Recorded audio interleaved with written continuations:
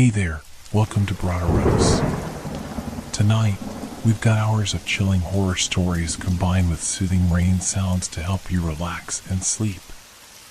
Before you drift off, leave a comment below and let us know where you're listening from and what time it is. And don't forget to hit that like button and subscribe right away. If you end up not enjoying it, you can always take it back later. Get cozy and let the fear take over.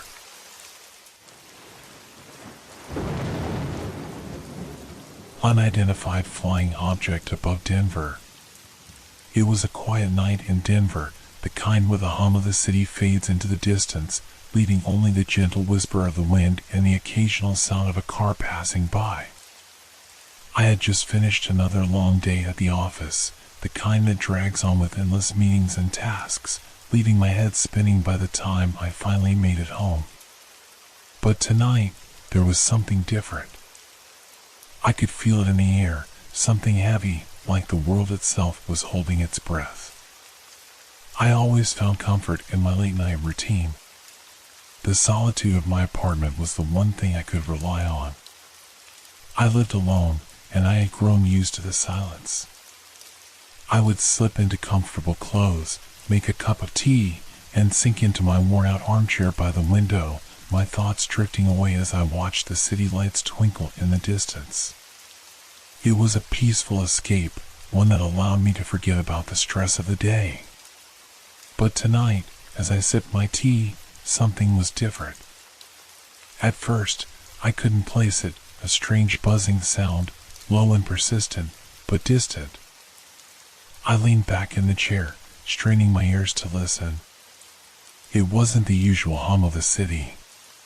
No, this was something more. I tried to convince myself it was just the wind or the distant rumble of a passing truck. But there was something unnerving about the sound. It didn't belong. It felt wrong. I stood up and walked over to the window, pushing aside the curtain just enough to peer outside. The city sprawled out below me, bathed in the soft glow of streetlights, the mountains in the distance barely visible against the dark sky. Everything seemed normal. And yet, the sound persisted, now louder, as if it was coming from somewhere close, much closer than before. I looked up. At first, I thought it was a plane, its lights cutting through the night sky, but then I realized it wasn't moving in the way a plane should. It was almost as if the lights were shifting, flickering and darting in patterns that didn't make sense. I leaned forward, my heart starting to race. The lights blinked out and reappeared in another spot. There was no sound of an engine, no typical hum or whir. It felt wrong, unnatural. I stepped back from the window, my pulse quickening. My mind raced. I tried to rationalize it. Maybe it was just a helicopter or some kind of experimental aircraft. I had heard of strange lights before, stories of military tests or weather phenomena. But something told me this was different. I kept watching, unable to tear my eyes away. The lights grew brighter, pulsating with an intensity that made the hairs on the back of my neck stand up. They weren't just moving aimlessly, they were moving toward me. I shook my head, trying to push the thoughts away. I was just tired. I needed sleep. But no matter how hard I tried to convince myself, the unease wouldn't go away. The buzzing sound grew louder, and the lights seemed to hover in the same spot, as if they were waiting. I turned away from the window, a strange sense of dread gnawing at my insides. But just as I took a step toward the door to leave the room, the buzzing stopped. The silence that followed was suffocating. Something wasn't right. I paused, my hand resting on the doorknob. The air felt too still, too thick. The lights outside had vanished. But I knew, deep down, I wasn't alone. I couldn't explain it, but I felt it. Whatever had been out there, it was watching me now. I couldn't shake the feeling that something wasn't quite right. Standing there, my hand on the door, the silence pressing in around me, I found myself torn between the urge to bolt out the door and get some fresh air, and the need to convince myself that I was simply imagining things. I took a deep breath, trying to steady my nerves. It was just the stress of the day, I told myself. Maybe I was overtired. Maybe the lights were just some trick of the mind, nothing more. Shaking my head, I turned back toward the window. I needed to see for myself. I needed to prove that there was nothing strange going on. If I just looked out there again, maybe the lights would be gone. Maybe they were just a reflection from the street lamps below, or a weird trick of the clouds. But as I pulled back the curtain again, the sight that greeted me made my stomach drop. The lights were still there, and they were closer. At first, I thought it was a plane, its lights flickering as it passed over the city. But then I realized the movements were too erratic. No aircraft I knew it could move like that, darting left, then right, fading in and out of sight, only to reappear in another part of the sky. And the way they flickered, it wasn't like the steady glow of an airplane. It was more like a strobe, pulsing in a way that didn't make sense. I squinted, my heart pounding in my chest. They seemed to move in sync with one another, like they were part of some coordinated pattern. But there was no logical explanation for it. I had to rationalize this. There had to be a reasonable explanation. I ran through the possibilities in my mind. Maybe it's a drone, I thought. Drones do strange things in the sky these days. They can hover and move unpredictably. I had heard of people using drones for all sorts of things, advertising, light shows, even just for fun. But the way these lights behaved didn't match anything I'd ever seen in videos or heard about. They weren't just moving, they were darting, like they had a mind of their own, responding to something I couldn't see. The more I watched, the more I began to question myself. What if it's some kind of military test? The government had been known to conduct experiments and test new technologies in remote areas. Maybe I was witnessing some kind of top-secret operation. But that explanation didn't sit right either. The lights were moving like aircraft or military vehicles. They didn't have the heavy, mechanical feel that such tests usually left behind. They were almost too smooth, like they were floating instead of flying. I leaned forward, pressing my forehead against the cool glass, staring at the lights as they moved in ways that no normal aircraft should. My pulse quickened. I had to stop thinking like this. I had to stop feeding into these wild ideas. It was just a coincidence, I told myself. But deep down, a seed of doubt was planted. What if it's not a coincidence? What if this is something else entirely? I pulled away from the window and paced the room, trying to gather my thoughts. It's late. I'm tired, I repeated to myself. This is probably nothing. It's just a trick of the light. But the feeling of dread gnawed at me, and I couldn't ignore it any longer. I stepped back to the window, my hands shaking slightly as I looked out at the sky once more. The lights had shifted again, moving in tight circles, weaving through the air with an unnatural grace. They were getting closer. My thoughts raced faster than I could keep up. Maybe they were just satellites. Maybe they were just something natural, like meteors or some rare atmospheric phenomenon. But no! This felt wrong. I had seen shooting stars before. I had seen planes, helicopters, and drones at night. This wasn't any of that. It was something different. I couldn't stop myself from staring. The lights didn't belong here, didn't belong in Denver, didn't belong in the sky above me. And as I watched, the humming returned. It was faint at first, but it grew louder, vibrating through the walls and floor. It was a low, almost rhythmic buzz, like 1,000 bees trapped inside my house. I turned away from the window again, this time more quickly, my heart pounding in my chest. I could hear my own breath, shallow and ragged, but I still couldn't tear my eyes away from the lights. My mind refused to let me rationalize them any longer. Whatever these lights were, they were not natural. And I had a sinking feeling that they were coming for me. I should have stepped away from the window. I knew that much. I should have turned off the lights, closed the blinds, and pretended none of it was happening. But I couldn't. My feet felt like they were glued to the floor, my body unwilling to move, even as every instinct screamed at me to flee.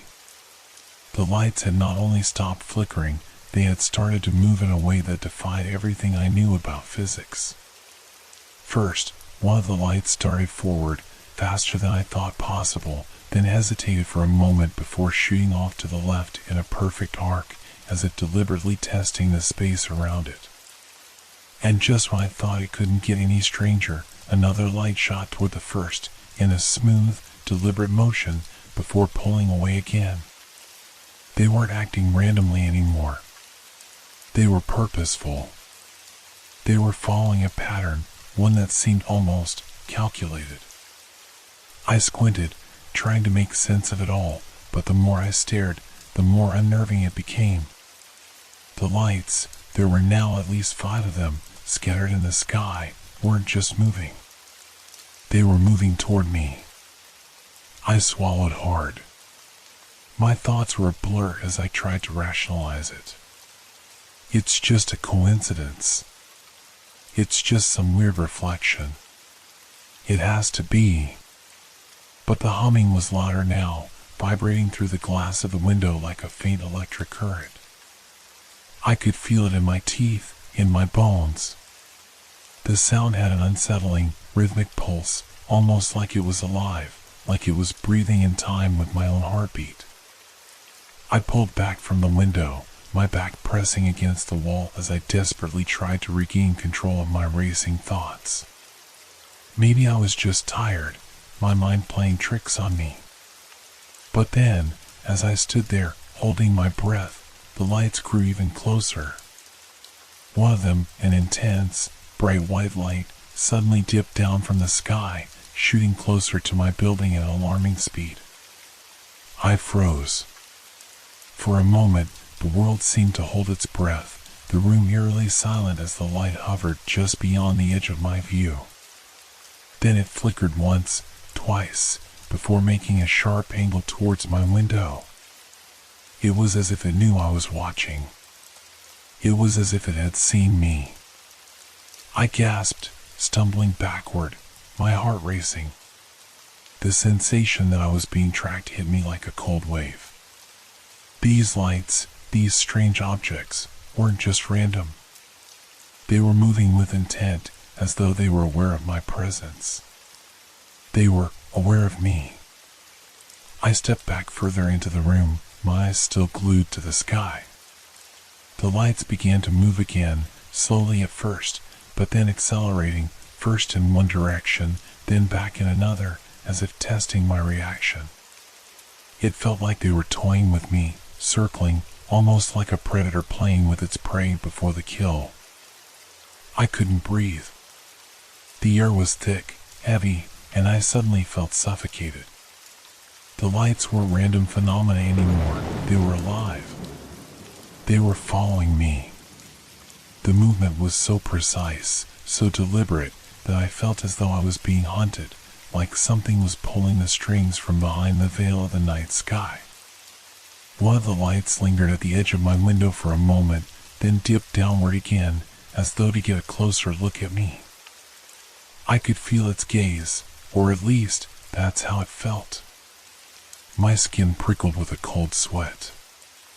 It was as if it was waiting, watching me, studying me. It wasn't just the proximity of the light, it was the intent behind it. I stumbled back, nearly tripping over the corner of the coffee table, but I couldn't take my eyes off the sky. The lights, now only a few hundred feet above the city, seemed to vibrate, their glow shifting from white to an eerie, otherworldly green, casting a strange, sickly hue over everything below them. The room felt suddenly colder, and I could hear a soft hum in my ears now, growing louder, more insistent. The lights, they were here, and they were aware of me. In a moment of clarity, my rational mind screamed at me to run, to grab my things and get as far away from this place as possible. But my body didn't move. I stood there, transfixed by the lights as they drew closer, closer to my window. My heart thudded so hard in my chest I thought it might burst, and I couldn't even bring myself to breathe. And then, in a flash, one of the lights broke off from the others and came straight at the window.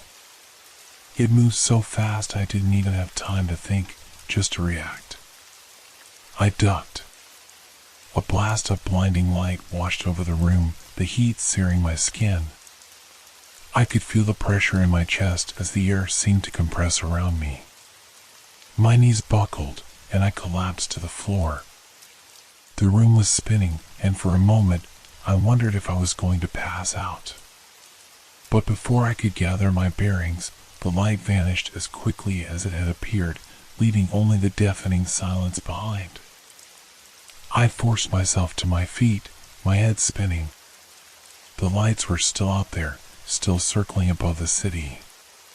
But now, I knew for sure they were no longer a curiosity. They were something else, something watching me, waiting.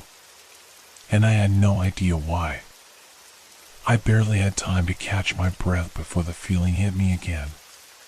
The suffocating sense that I wasn't alone. It was as if the air itself was charged with a presence, something invisible, something watching. My heart hammered in my chest, and my eyes darted around the room, but nothing seemed to make sense. The lights were still in the sky, their erratic movements continuing as if nothing had happened, but now my attention was drawn elsewhere. Through the window, in the distance, past the darkened buildings of Denver, I saw it. At first, it was barely noticeable, just a flicker at the edge of my vision, a dark shape in the far distance, partially obscured by the shadows of the alleyway between buildings. It stood still for a moment, then shifted slightly. My breath caught in my throat. I couldn't make out any details.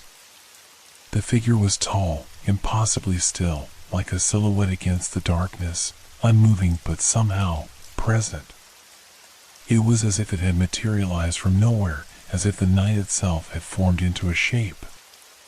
The longer I stared, the more real it seemed. But there was no mistaking it, the figure wasn't normal. It was unnatural. I forced myself to blink, thinking I was just seeing things. Maybe the lights above were playing tricks on my eyes, distorting my vision, creating shadows where none existed. But when I opened my eyes again, the figure hadn't disappeared. It was still there, only now, it seemed closer. No, I thought, my pulse quickening. This can't be happening. I tried to look away, to force my mind to break the image, but my gaze was fixed. The figure was tall and shadowy, its edges indistinct, but the way it stood, straight, unmoving, it wasn't like a person, not like anything I had ever seen. There was something wrong about the way it didn't sway with the wind, didn't shift in the way a human would when standing still. For a moment, everything seemed to slow down, as if time itself had hesitated, uncertain about what to do next. My body froze, and I couldn't look away. I knew deep down I should have turned away, shut the blinds, locked the door. But I didn't. I was trapped in this strange dance of terror, unable to escape from what was happening outside. Then, just as quickly as it had appeared, the figure shifted again. One fluid movement, like it was gliding on air, and in an instant, it was gone. Just like that. Vanished. I blinked, rubbed my eyes, and stepped closer to the window, my hands trembling. There was nothing there now. The space where I had seen the shadowy figure was empty, as if it had never been. The alley was as dark as it had been before, and the lights above still danced in the sky, oblivious to what had just happened. But I knew I had seen something. I wasn't imagining it. I wasn't hallucinating. There had been a figure, standing in the darkness, watching. I took a step back from the window, my mind racing. What was that? Was it connected to the lights? Or had I just seen someone, no, something else entirely? My hands were clammy, my thoughts a tangled mess. The room felt colder again, as if the temperature had dropped in an instant. The hum of the lights outside had grown even louder, now filling the room with a low, unsettling buzz. I couldn't escape it, couldn't escape the feeling of being watched. The strange, cold presence lingered in the air. And just as I turned to glance around the room, my eyes caught something, just for a second, through the corner of the window. The figure was back. No, this wasn't possible. It couldn't be. But there it was again, standing in the same spot. The same shape. The same stillness. It was closer now. So close, I could almost make out its outline against the dark backdrop of the alley. But just as I was about to turn away and call for help, the figure vanished once more, like smoke dissipating into thin air. I was left standing there, my heart pounding in my chest. The room felt empty now, eerily so. But something had shifted. I couldn't shake the feeling that the shadow was not the only thing that had disappeared. The lights above, too, seemed to fade just a little, like the two were connected, the unnatural presence intertwining with the strange phenomena in the sky. And in that moment, I realized something more chilling than I could have ever imagined. Whatever that shadow was, whatever was out there, it knew I was watching. And now, it was waiting for me. I couldn't remember when I'd stopped breathing, but now I was gasping for air, trying to steady my trembling hands, my mind still reeling from what had just happened. The figure had disappeared again, but the unsettling silence that followed was even worse. The room felt off. The lights in the sky, once erratic and unpredictable, had completely stopped their dance. The hum that had vibrated through my bones had disappeared without a sound, leaving only an eerie stillness in its wake. It was as if the air had thickened, becoming heavier with each passing second. I took a slow, cautious step back toward the window. My reflection stared back at me, pale and wide-eyed, as though even my own face was trying to understand what had just transpired. Outside, the city was bathed in darkness now, the streetlights casting long shadows over the empty streets below. The lights above were gone, as if they had never existed, leaving only the oppressive blackness of the night sky. But something didn't feel right. My instinct screamed at me to leave the window, to turn away, but I couldn't move. The world outside seemed wrong. The stillness of the city was suffocating, unnatural, as if it had all been silenced, waiting for something else to happen. And then it happened. A flash. It was too bright. Too sudden. One instant, the world outside was dark, and the next, everything was engulfed in an intense, searing light. It wasn't like any light I'd ever seen before. It didn't have a source, it just was, blinding and all-consuming. It hit me like a wave, washing over everything in sight, filling the room with a light that burned my eyes and made everything else vanish. I stumbled back, throwing my arms up instinctively to shield my face. My heart raced, pounding in my chest as the light pulsed, fading in and out in rhythmic bursts. It disoriented me, made everything spin. I felt a momentary dizziness, as though I were falling but couldn't find my balance. My head throbbed as if it were being torn in two.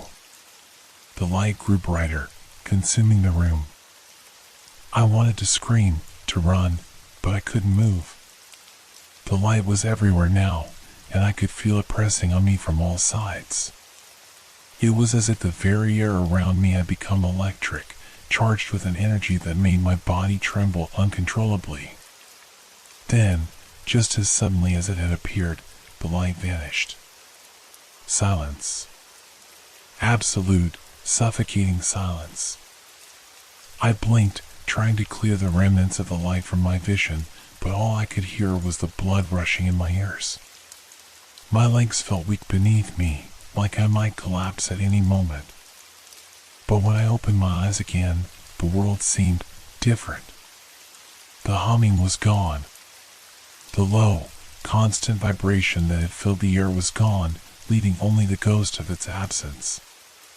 The silence felt wrong, unnatural, as if it was waiting for something to follow, something worse.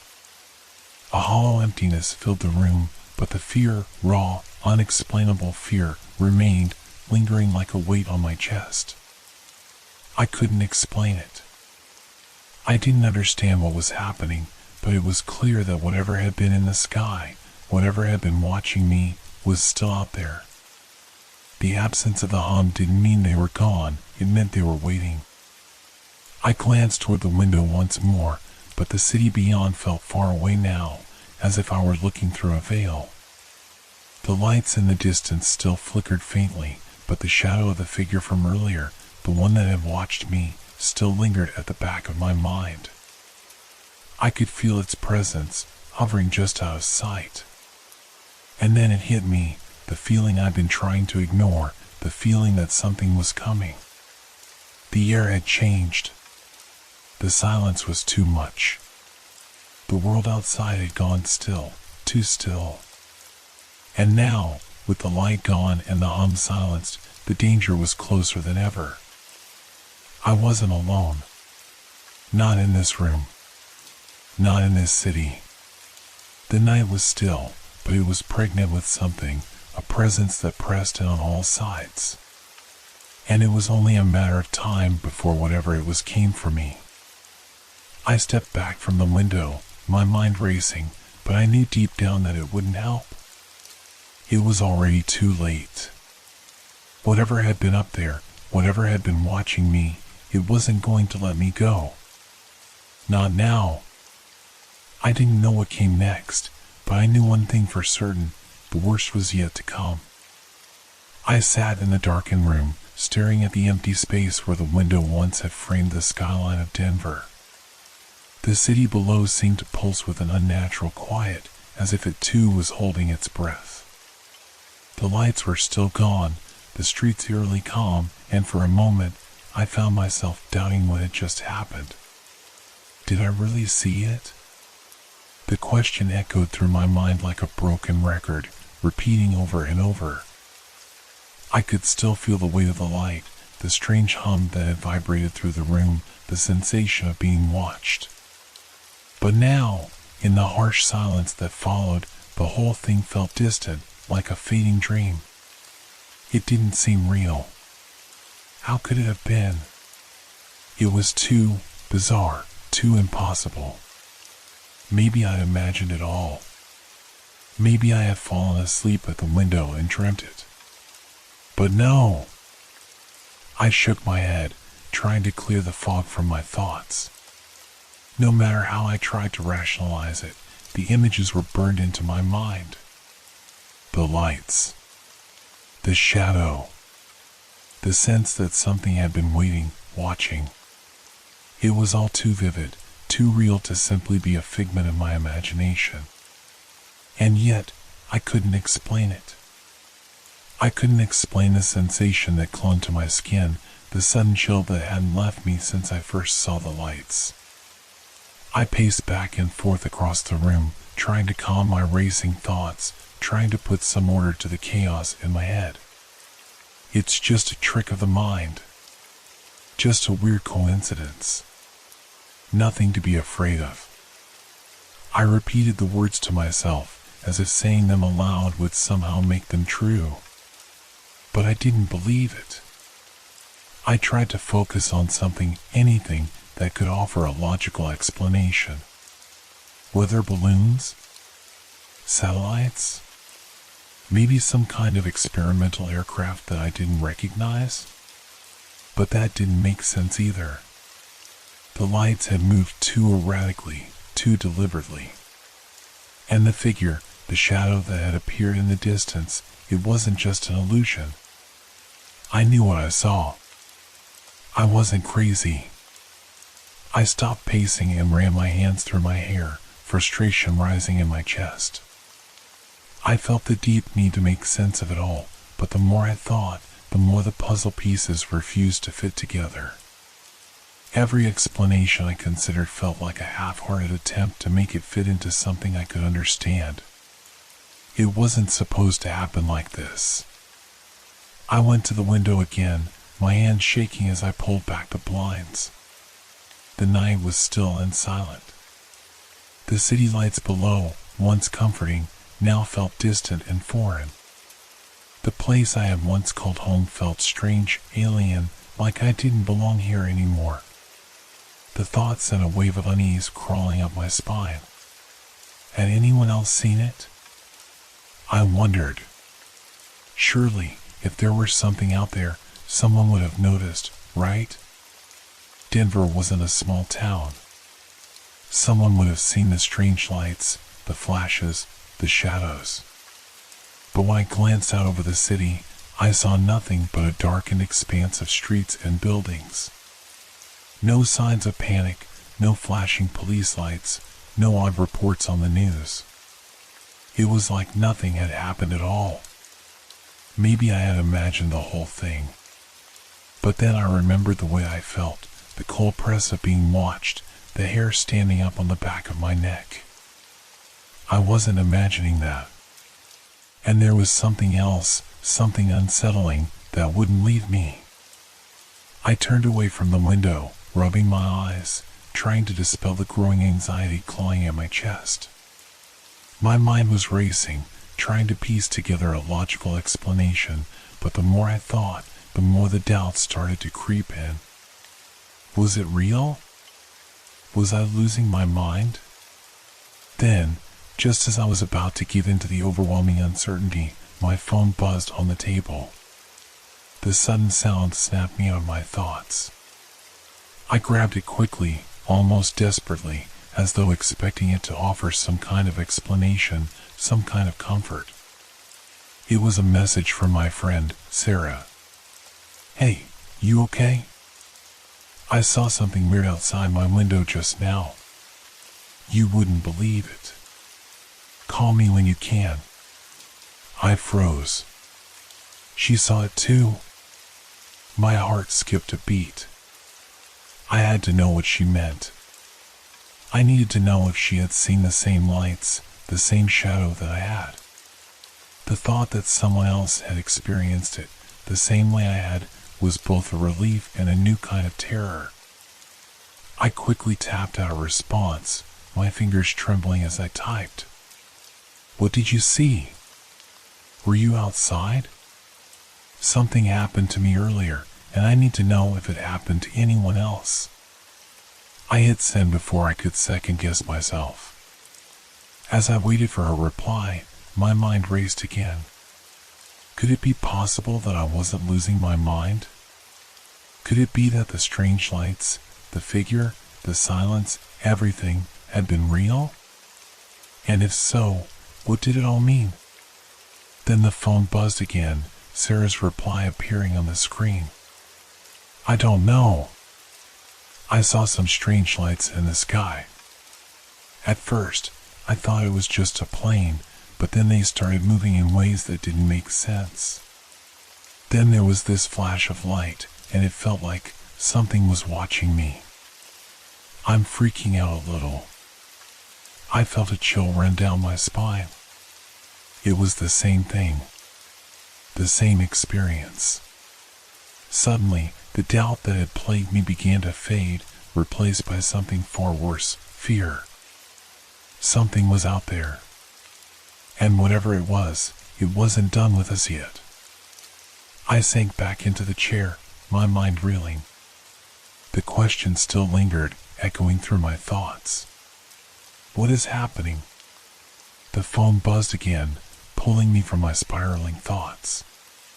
This time, it wasn't Sarah's message, but a notification from the local news app.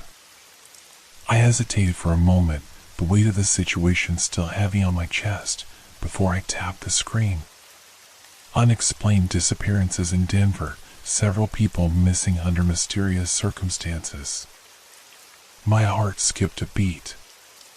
The headline alone was enough to send a wave of unease through my body.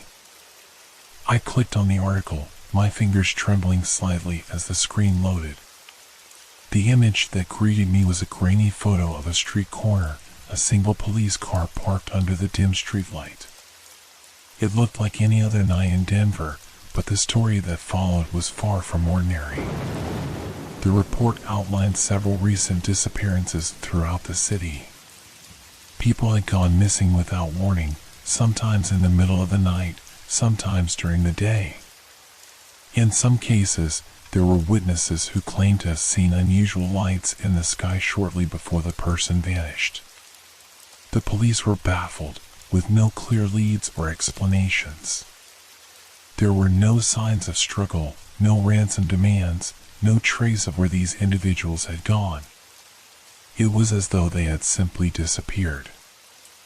I scrolled through the article, my eyes scanning the details. One of the missing was a local journalist, a woman who had been writing about strange phenomena in Denver.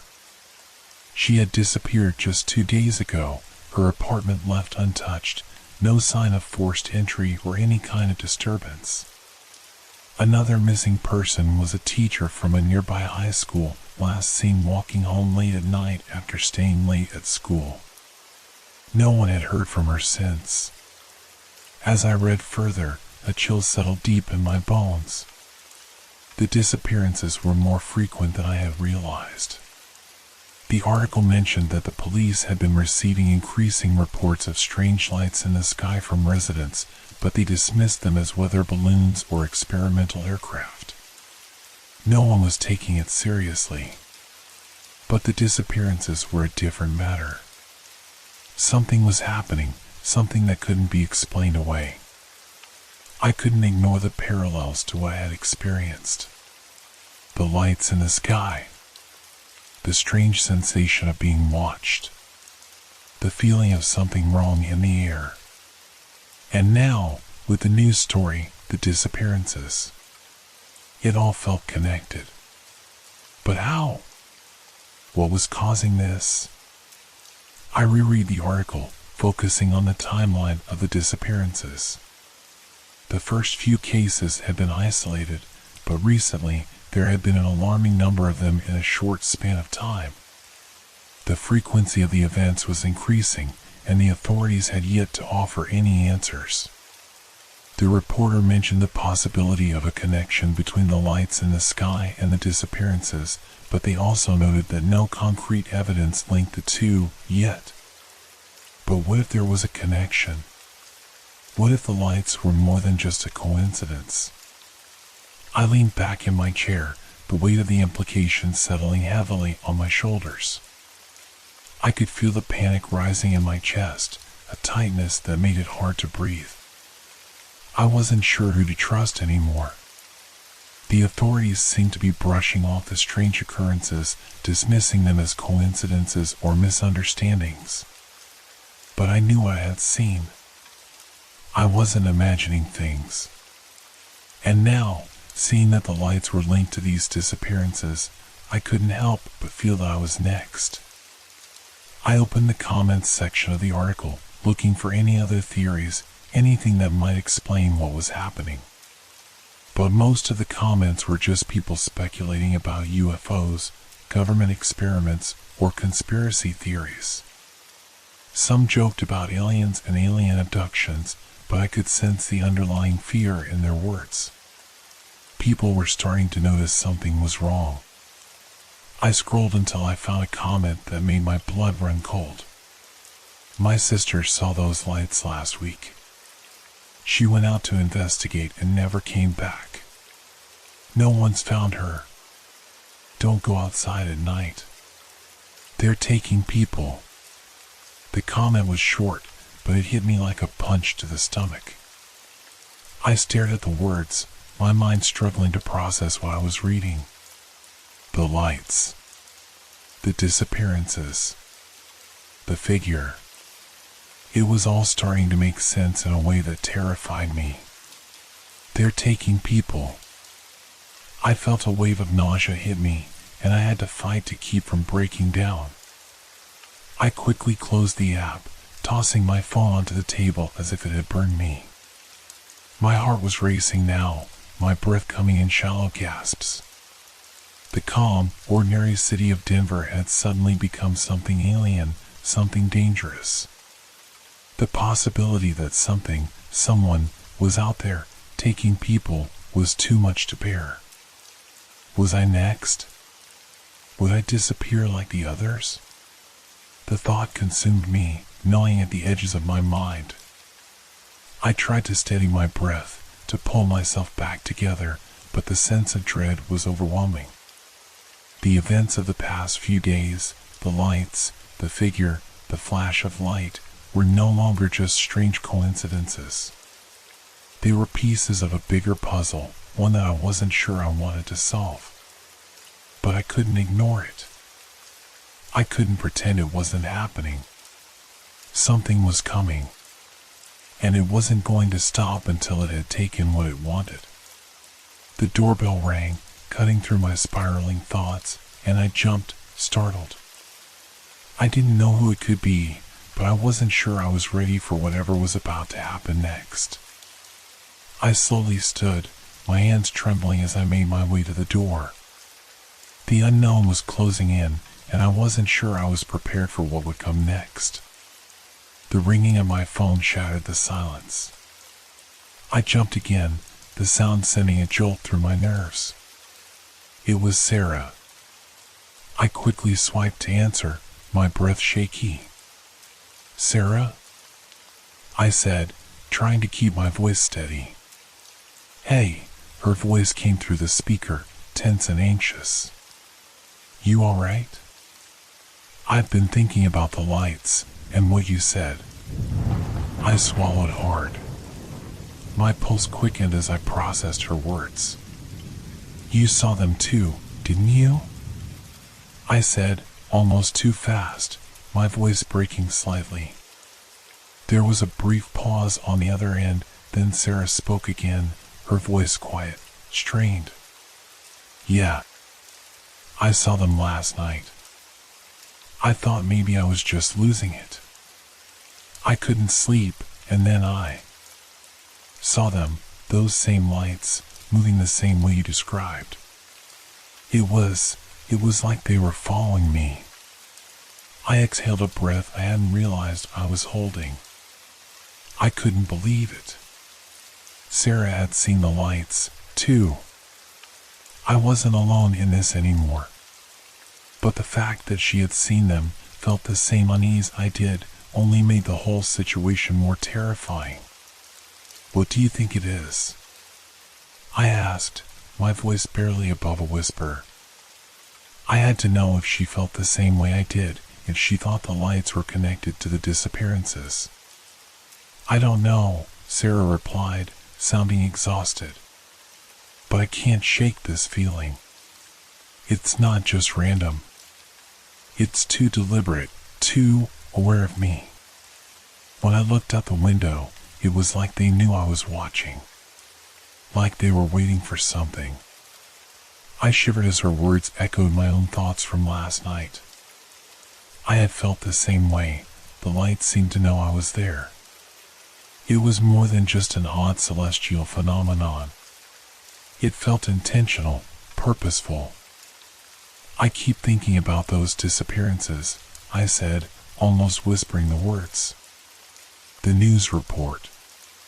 It's all too connected, don't you think? I've been thinking the same thing, Sarah said. I could hear the faint tremor in her voice. There's no way it's a coincidence. It's happening too often. Too many people are going missing for it to just be normal. My stomach churned as I processed what she was saying. So, what do we do? I'm not just imagining this. Something's happening. And if those lights are part of it, we need to figure out what's going on. There was a long pause. I could hear Sarah's breath on the other end of the line, slow and steady, but she was clearly nervous. I don't know, she said finally. But we should meet. Talk about this face to face. Maybe we can figure out what we saw, what's really going on. I agreed quickly, my mind already racing ahead to the possibilities. If she had seen the same lights, maybe together we could piece together what was happening. Maybe together we could find out who or what was behind it all.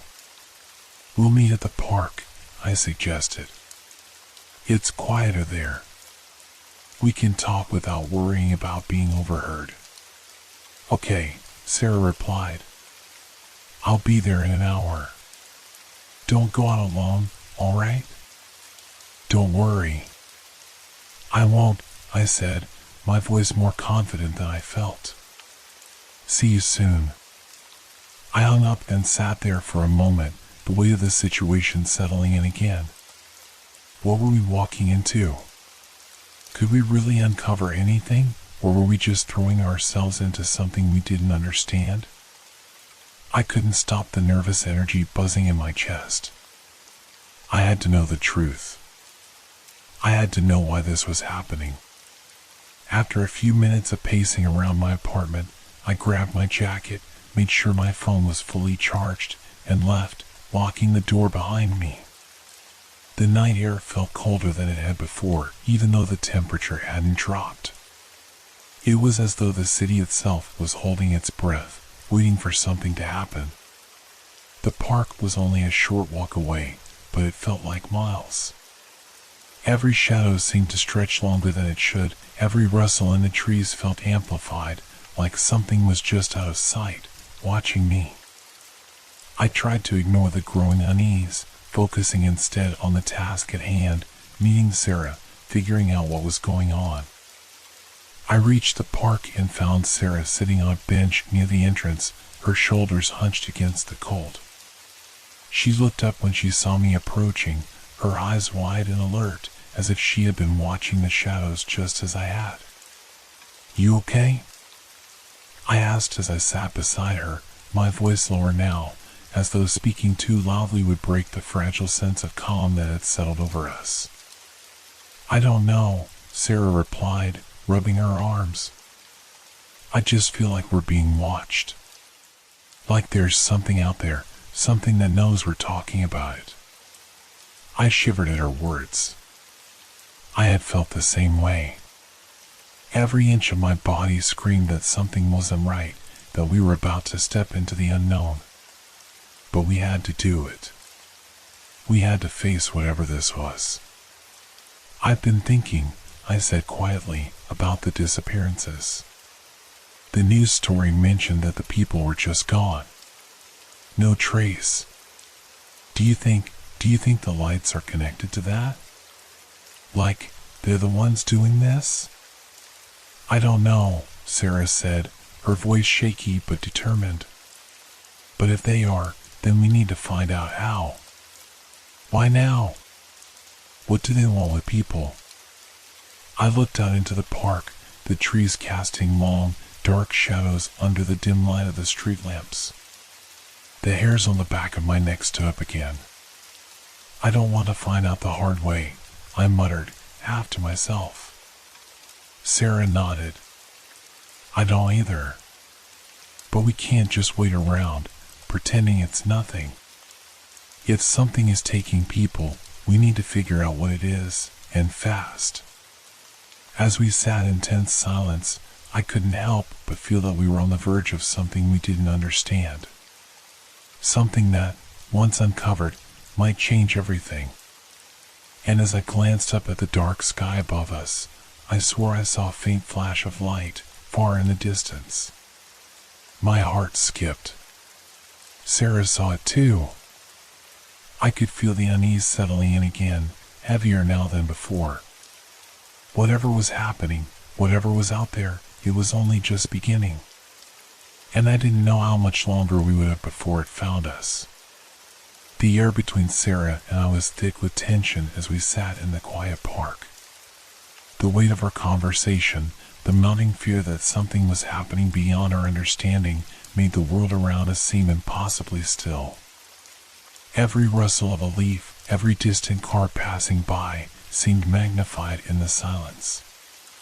But it was Sarah's next words that cut through it all like a knife.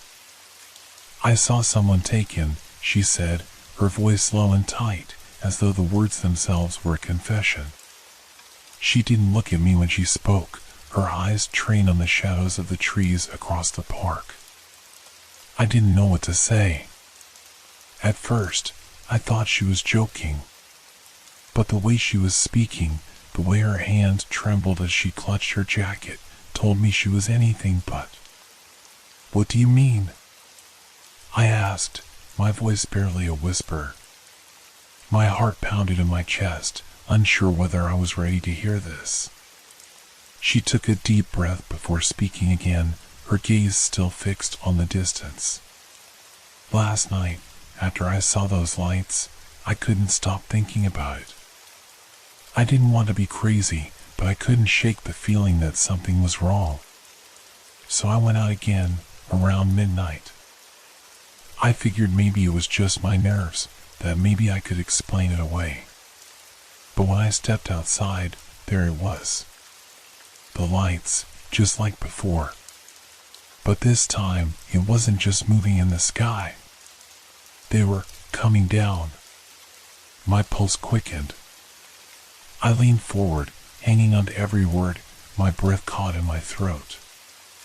"I saw it clearly," Sarah continued, her voice quivering now. "I was standing on the sidewalk, watching them. And then, in the light, I saw someone else. A man walking down the street. He was staring at the lights too, like I was. But then, she paused, her face pale as if the memory was too much to bear. The lights focused on him. I watched as he just vanished, like the lights pulled him in. There was no struggle, no scream. 1 second, he was there, and the next, he was gone. I felt my stomach twist violently, and for a moment, the world around me seemed to spin. I wanted to believe this was just some twisted nightmare Sarah had concocted, but the terror in her eyes told me everything I needed to know. "Are you sure?" I asked, though my voice sounded far away, as if I wasn't quite ready to hear the answer. "Positive," Sarah said, her words sharp, filled with disbelief. "It wasn't just a shadow or some trick of the light. I saw him disappear right in front of me. The lights didn't just pass by, they took him. Like he was nothing more than dust swept away by the wind." I sat there in stunned silence, the cold air no longer biting my skin, but crawling under it. It felt as though the world itself had tilted on its axis, and what was once familiar now seemed threatening, unknowable. How does that even happen?" I asked, more to myself than Sarah. But I needed to hear it from her, to hear the rational explanation, something that could tie this all together. "What do you think it means?" She finally looked at me, her eyes wide, and there was a raw fear there that I hadn't seen in her before. "I don't know," she said quietly. "But it's not normal. None of this is normal. And now, I'm scared it's not just random. It's like the lights, they want something. I don't know what, But I've been thinking, those people who are disappearing, they're not just vanishing. They're being taken. Like he was. I could feel a deep chill seeping into my bones. We had both felt it, the sense that we were being watched, that something was out there, observing. Now, we knew it wasn't just some figment of our imagination. The lights were part of something far more sinister. I tried to make sense of it. I couldn't. My mind raced, throwing out possibilities, but each one was more terrifying than the last. What were they doing to these people? Why take them? Were they experiments? Or were they just being used for something darker? I looked up at the sky, trying to find the stars, trying to find something familiar. But all I saw was an empty stretch of dark, as if the world itself was hiding its secrets from me. The park around us seemed to grow quieter, darker. The distant hum of the city felt muffled, as though even the noises of the world were afraid to be heard. Sarah. My voice was a whisper now, barely a sound, but it felt like the most important question. What do we do now? She didn't answer at first. She just stared at the ground, her breath shallow. When she finally spoke, her voice was tight, almost hoarse. We need to find out where they're taking them, she said. We need to know how they're doing it. We need to stop it before someone else, before we disappear. A sharp silence settled over us. There was no turning back now.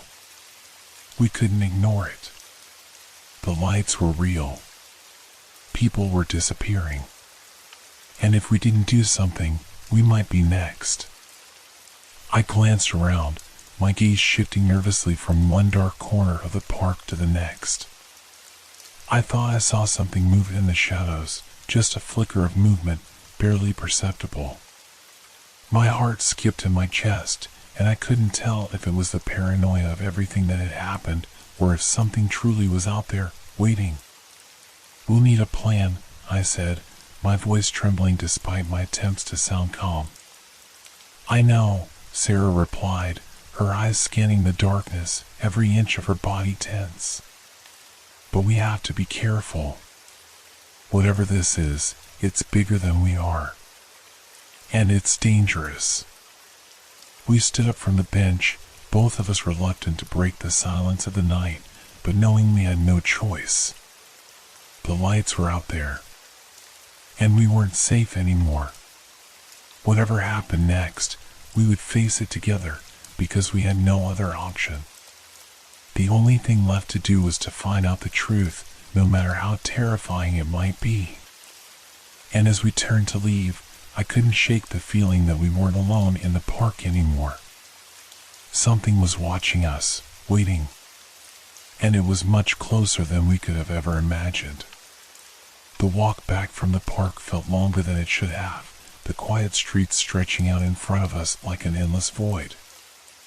I could still feel the weight of Sarah's words pressing on me, her fear woven into every sentence. I couldn't shake the image of the man vanishing, swallowed by the lights, and the unsettling sense that whatever had taken him was now aware of us. Sarah had said she was going home to think things through. We both knew there was no way we could ignore this. The disappearances, the lights, the way they seemed to choose who vanished, it wasn't just a strange coincidence anymore. It was deliberate, and that terrified me more than anything else. As I turned the corner of my block, I stopped suddenly. I hadn't planned on going back to the park tonight, but the pull was there, something I couldn't ignore. I had to see the place where the man had been taken. The lights had been there, and if I was going to understand what was happening, I had to go where it all started. I needed to find out what I was up against. I couldn't explain it, but something deep inside me urged me to act now, to face whatever it was head on. Maybe it was fear, or maybe it was something stronger, a need for answers, for the truth.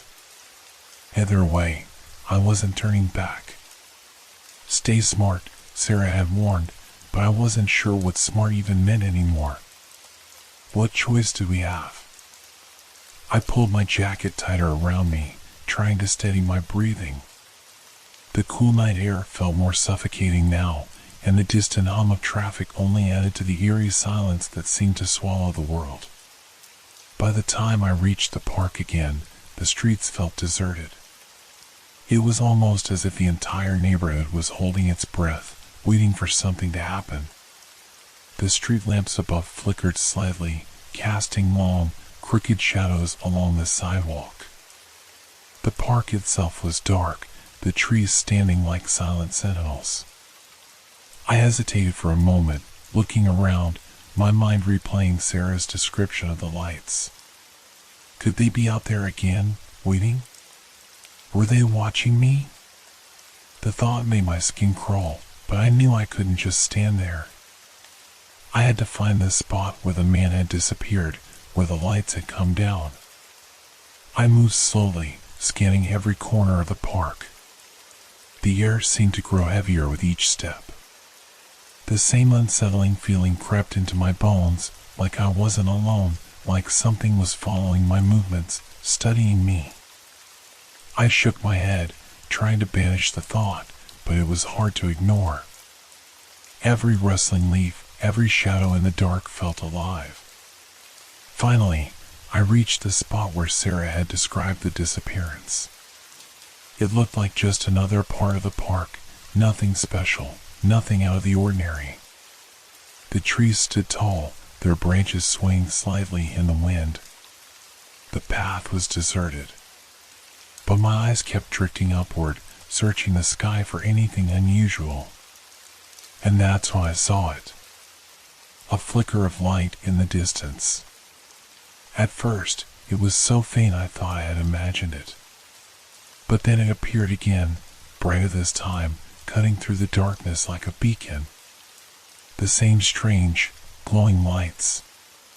But this time, they were closer. I froze. My heart pounded in my chest, the sound deafening in my ears. The lights were moving, but not like before. They weren't darting around the sky, they were slowly descending, as if they were searching for something. As if they were coming down specifically for me. My breath caught. I wanted to run, but I couldn't move.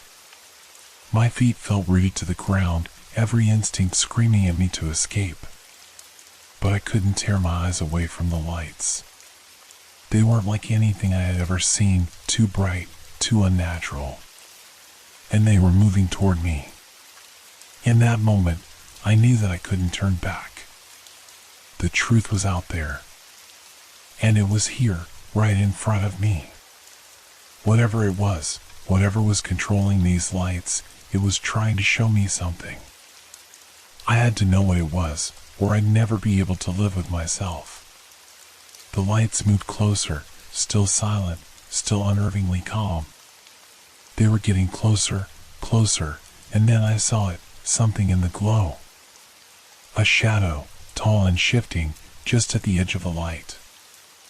I couldn't make out the details, but I knew it wasn't human. It was something else, something that had no place in the world I knew. That's when I heard the humming sound. It was faint at first, barely audible, but it grew louder, a low, persistent hum that seemed to come from everywhere and nowhere all at once.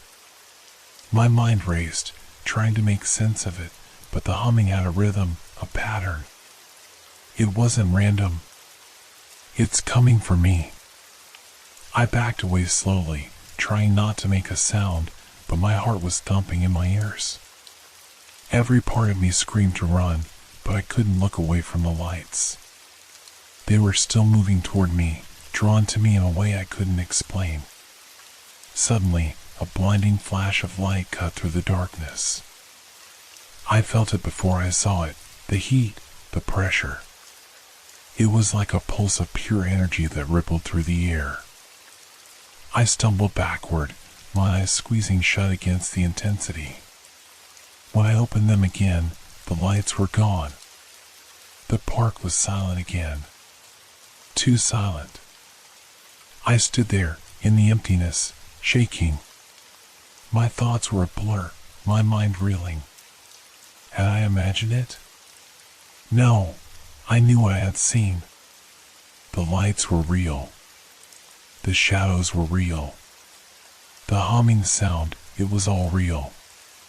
And then it hit me, sharp and cold. I was alone. But not alone in the way I had been before. Something was in the park with me. Something that knew I had been watching. Something that had been waiting.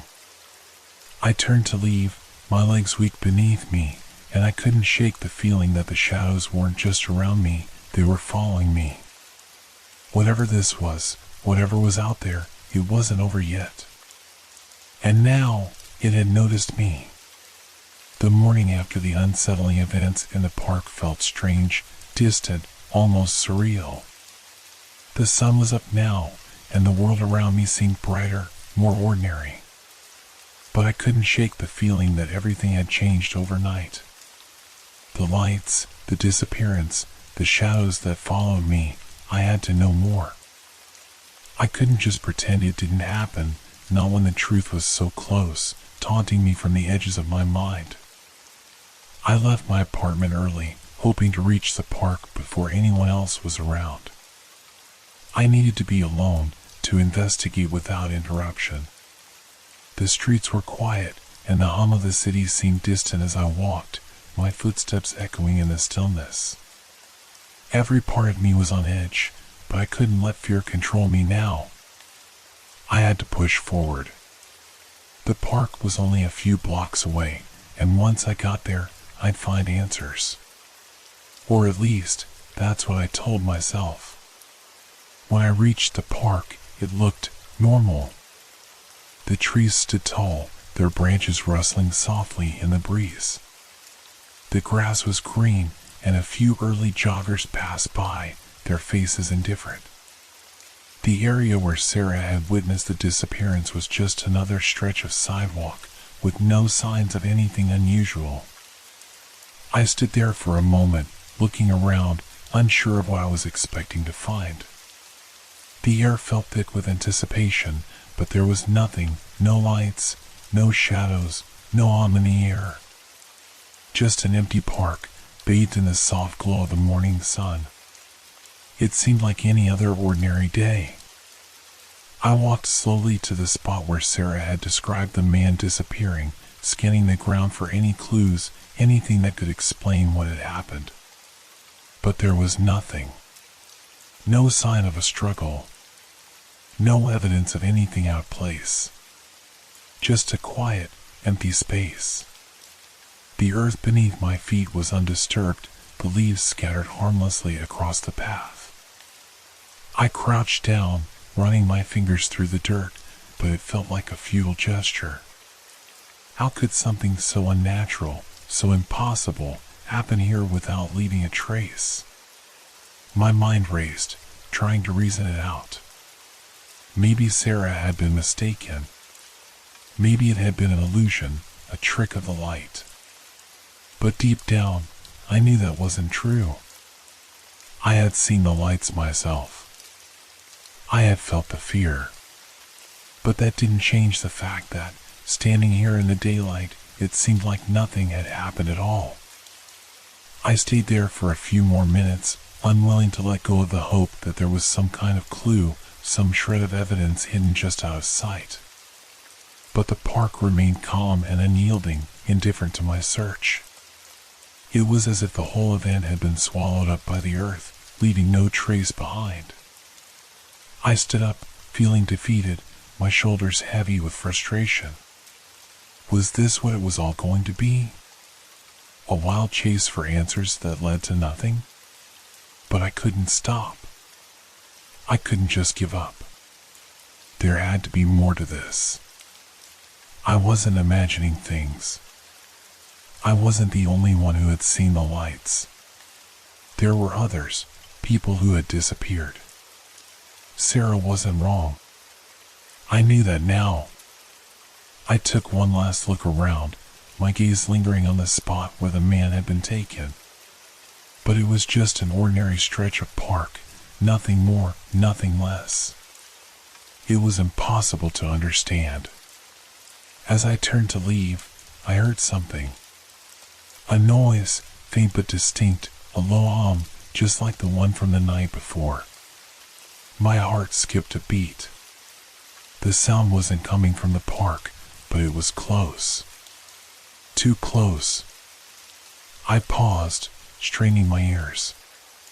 The hum was faint but persistent. It was coming from above. I looked up into the clear blue sky, scanning for any sign of movement. But there was nothing. Just the usual birds soaring high above, oblivious to whatever strange thing was happening below. But the sound was still there, lingering in the air, as if it were waiting for something. I took a step back, my eyes darting around, searching for any sign of the lights, anything that could explain the noise. But the world was still, and everything seemed normal again, almost too normal. I knew one thing for sure now. Whatever this was, it was still out there. Watching. Waiting. And I wasn't done yet. I walked away from this spot, determined to dig deeper. The investigation wasn't over. I had to find the answers, even if they led me to something far darker than I was ready for.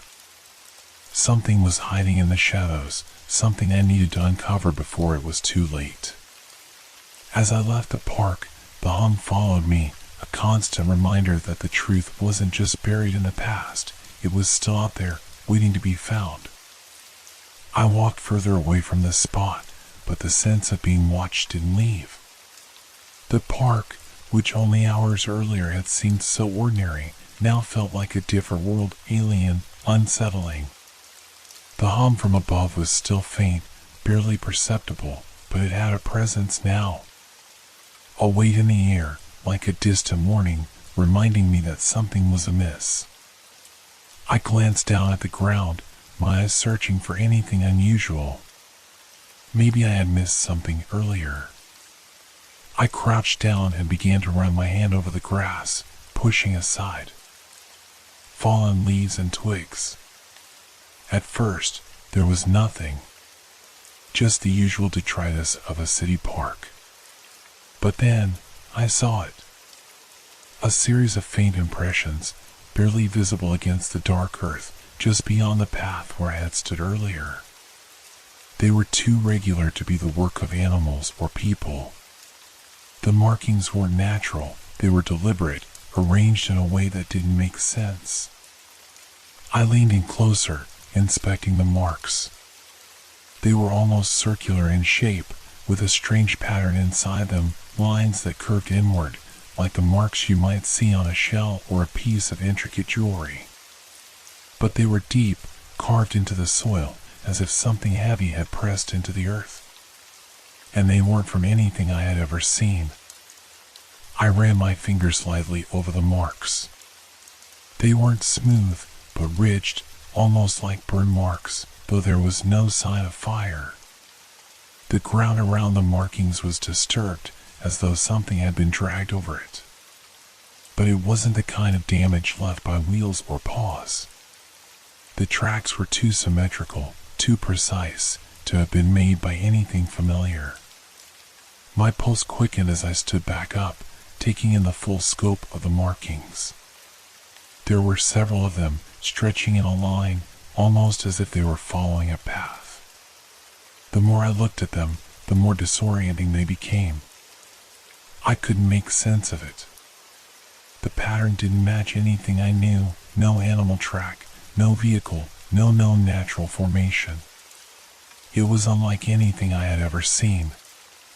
I knelt down and reached for my phone. Maybe I could take a picture, show it to someone who could explain it. But as I aimed the camera, I hesitated. I wasn't sure what would show up in the photo. These markings felt wrong. Like capturing them on film might make them real in a way I wasn't ready to accept. I shook my head, trying to clear my thoughts. I couldn't let myself get paralyzed by fear. I had to keep going. I took a few quick shots and then backed away slowly, my eyes still scanning the marks. The further I walked, the more I noticed. They weren't just in one place.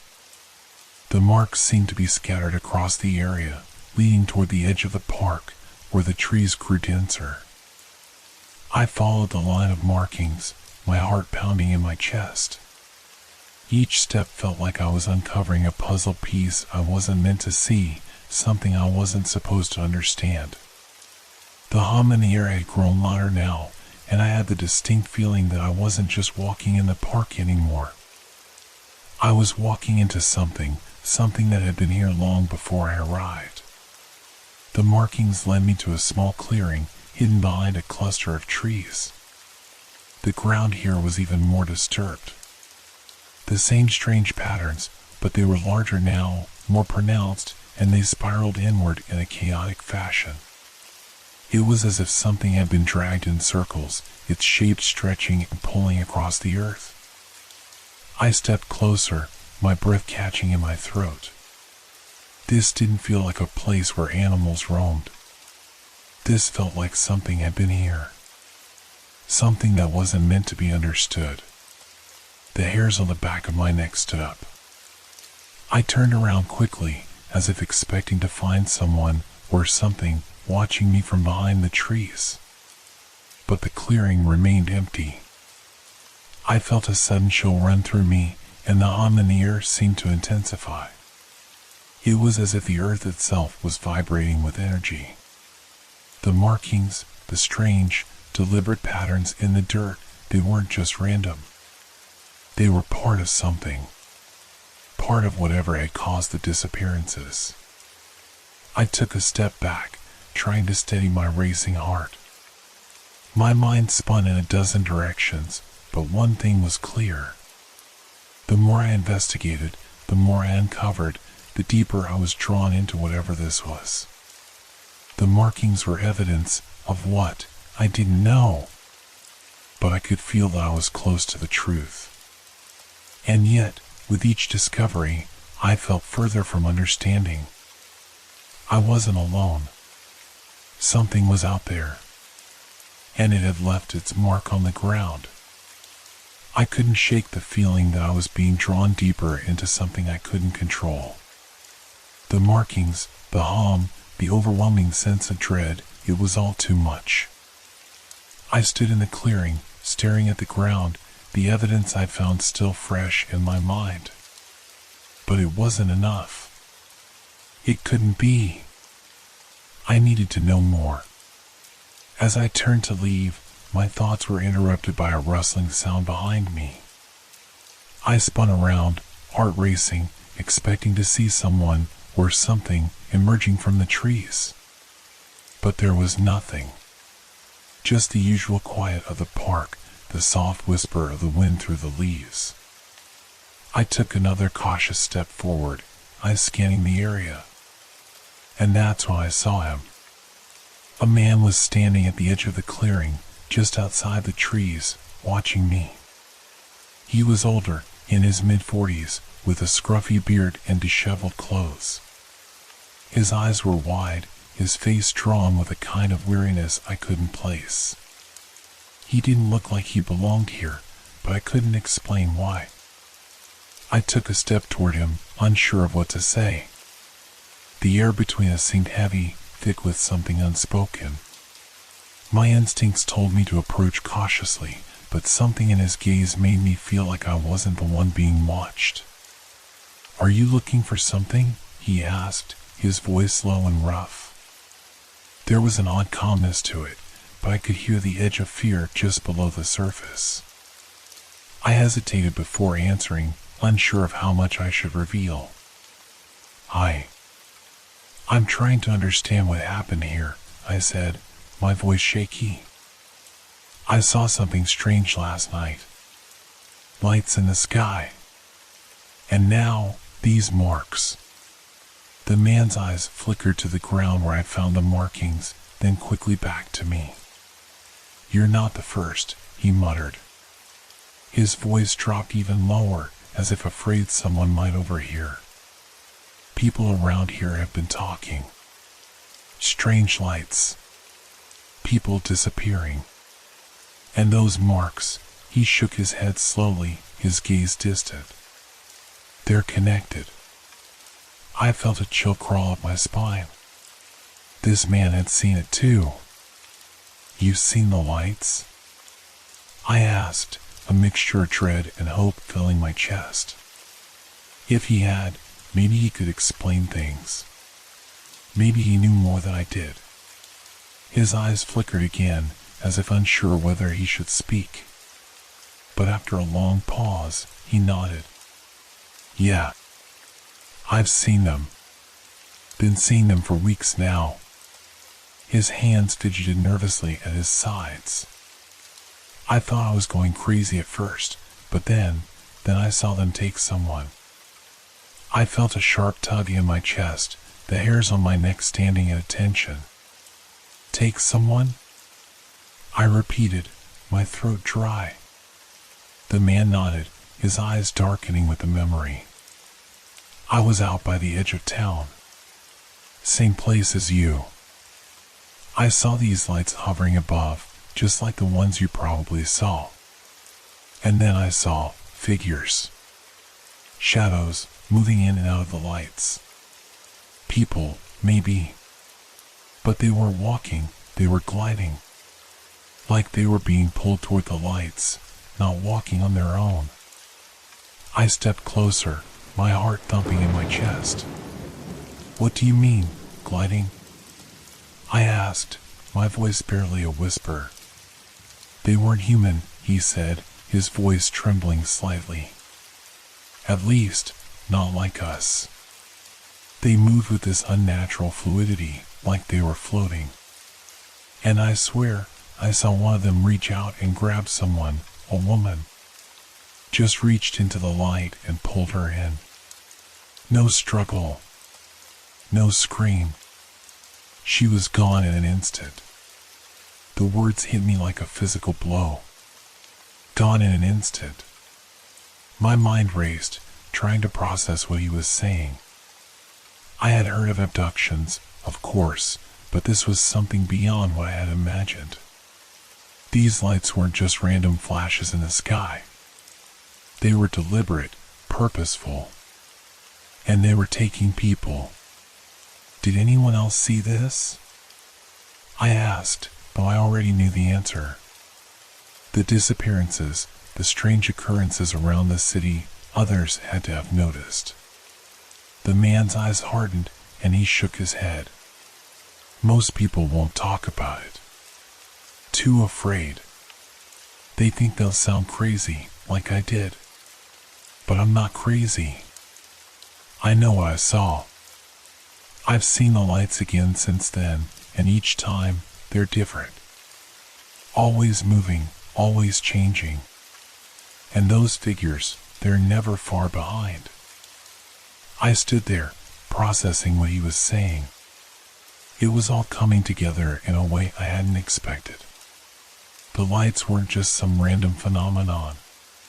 They were intelligent, purposeful. And whatever these figures were, they were controlling them. Directing them. What do you think they want? I asked, my voice barely above a whisper. The man didn't answer right away. His eyes shifted nervously around the park, as if he expected someone to appear at any moment. I don't know, he said finally. But whatever it is, it's bad. People don't just disappear like that. They're taking them. And I think they're trying to hide something. Something bigger than we can understand. The air felt heavier now, the weight of his words pressing in on me. This was no longer just about strange lights in the sky. It was about something much darker, something that had been lurking under the surface for far longer than any of us had realized. I looked at the man, my mind swirling with 1,000 questions, but I knew one thing for sure: we were on the edge of something terrifying. and it wasn't going to stop until we uncovered what it was. "We need to find out more," I said, my voice steady despite the storm of fear raging inside me. "I'm not giving up. Not now." The man met my gaze, a flicker of something like recognition passing between us. "You're not the first to say that," he muttered. "But I hope you're the last." With that, he turned and disappeared into the trees, leaving me standing in the clearing, more alone than ever. But now, at least, I knew I wasn't imagining this. The lights, the disappearances, the strange figures, they were all real. And they were coming for us. The man's words echoed in my mind long after he had vanished into the trees. "You're not the first to say that." What had he meant by that? Who else had come out here, seeking answers? And why did he sound so resigned? Like he knew how this story would end. I shook off the nagging feeling that had begun to crawl under my skin and forced myself to focus. I had come here for one thing, answers. No more distractions. No more uncertainty. The markings, the lights, the shadows in the park, all of it was connected. But I couldn't make sense of it yet. I needed something more, something tangible. I retraced my steps through the clearing, eyes scanning every inch of the ground. The hum in the air had quieted now, but the chill had deepened. The park felt colder, darker, as if the very atmosphere was holding its breath. My instincts screamed at me to leave, but I pushed forward. As I neared the center of the clearing, I stopped abruptly. My eyes locked onto something lying half buried in the dirt, just at the edge of the path where the trees began to thicken. At first, it looked like a rock, smooth, round, and about the size of a baseball. But there was something off about it. The way it gleamed in the dim light, the unnatural symmetry. It didn't look like any rock I had seen before. I crouched down, my hands shaking slightly as I reached out and brushed aside the dirt and debris that had covered it. What I uncovered was not a rock at all. It was a small, metallic object, unlike anything I had ever touched. It was smooth and cylindrical, with a strange texture that felt almost alive under my fingertips. The surface was sleek, glimmering in a way that didn't seem quite natural. It was as if it reflected the light around it, but not in the usual way. It absorbed it, bending the light to its will, creating an almost hypnotic shimmer. I turned the object over in my hands, inspecting it from every angle. It was warm to the touch, as though it had been heated from within. A low, almost imperceptible hum seemed to emanate from it, like the faintest vibration in the air. The kind of hum I had felt just before the lights appeared, the same energy that had coursed through the park. I looked around, suddenly feeling paranoid. How had this object ended up here? Had it been left by one of the figures the man had described? Or had it fallen from one of the lights themselves? I couldn't answer that, but the question gnawed at me. As I turned the object in my hands, I noticed something even more strange. Tiny, intricate markings were etched into its surface, symbols that looked alien, unfamiliar. They were not like anything I had ever seen before, no language I could recognize. The symbols seemed to pulse with an energy of their own, shifting as my fingers brushed against them, as if reacting to my touch. I held my breath, trying to decipher them, but they were too complex. Too foreign.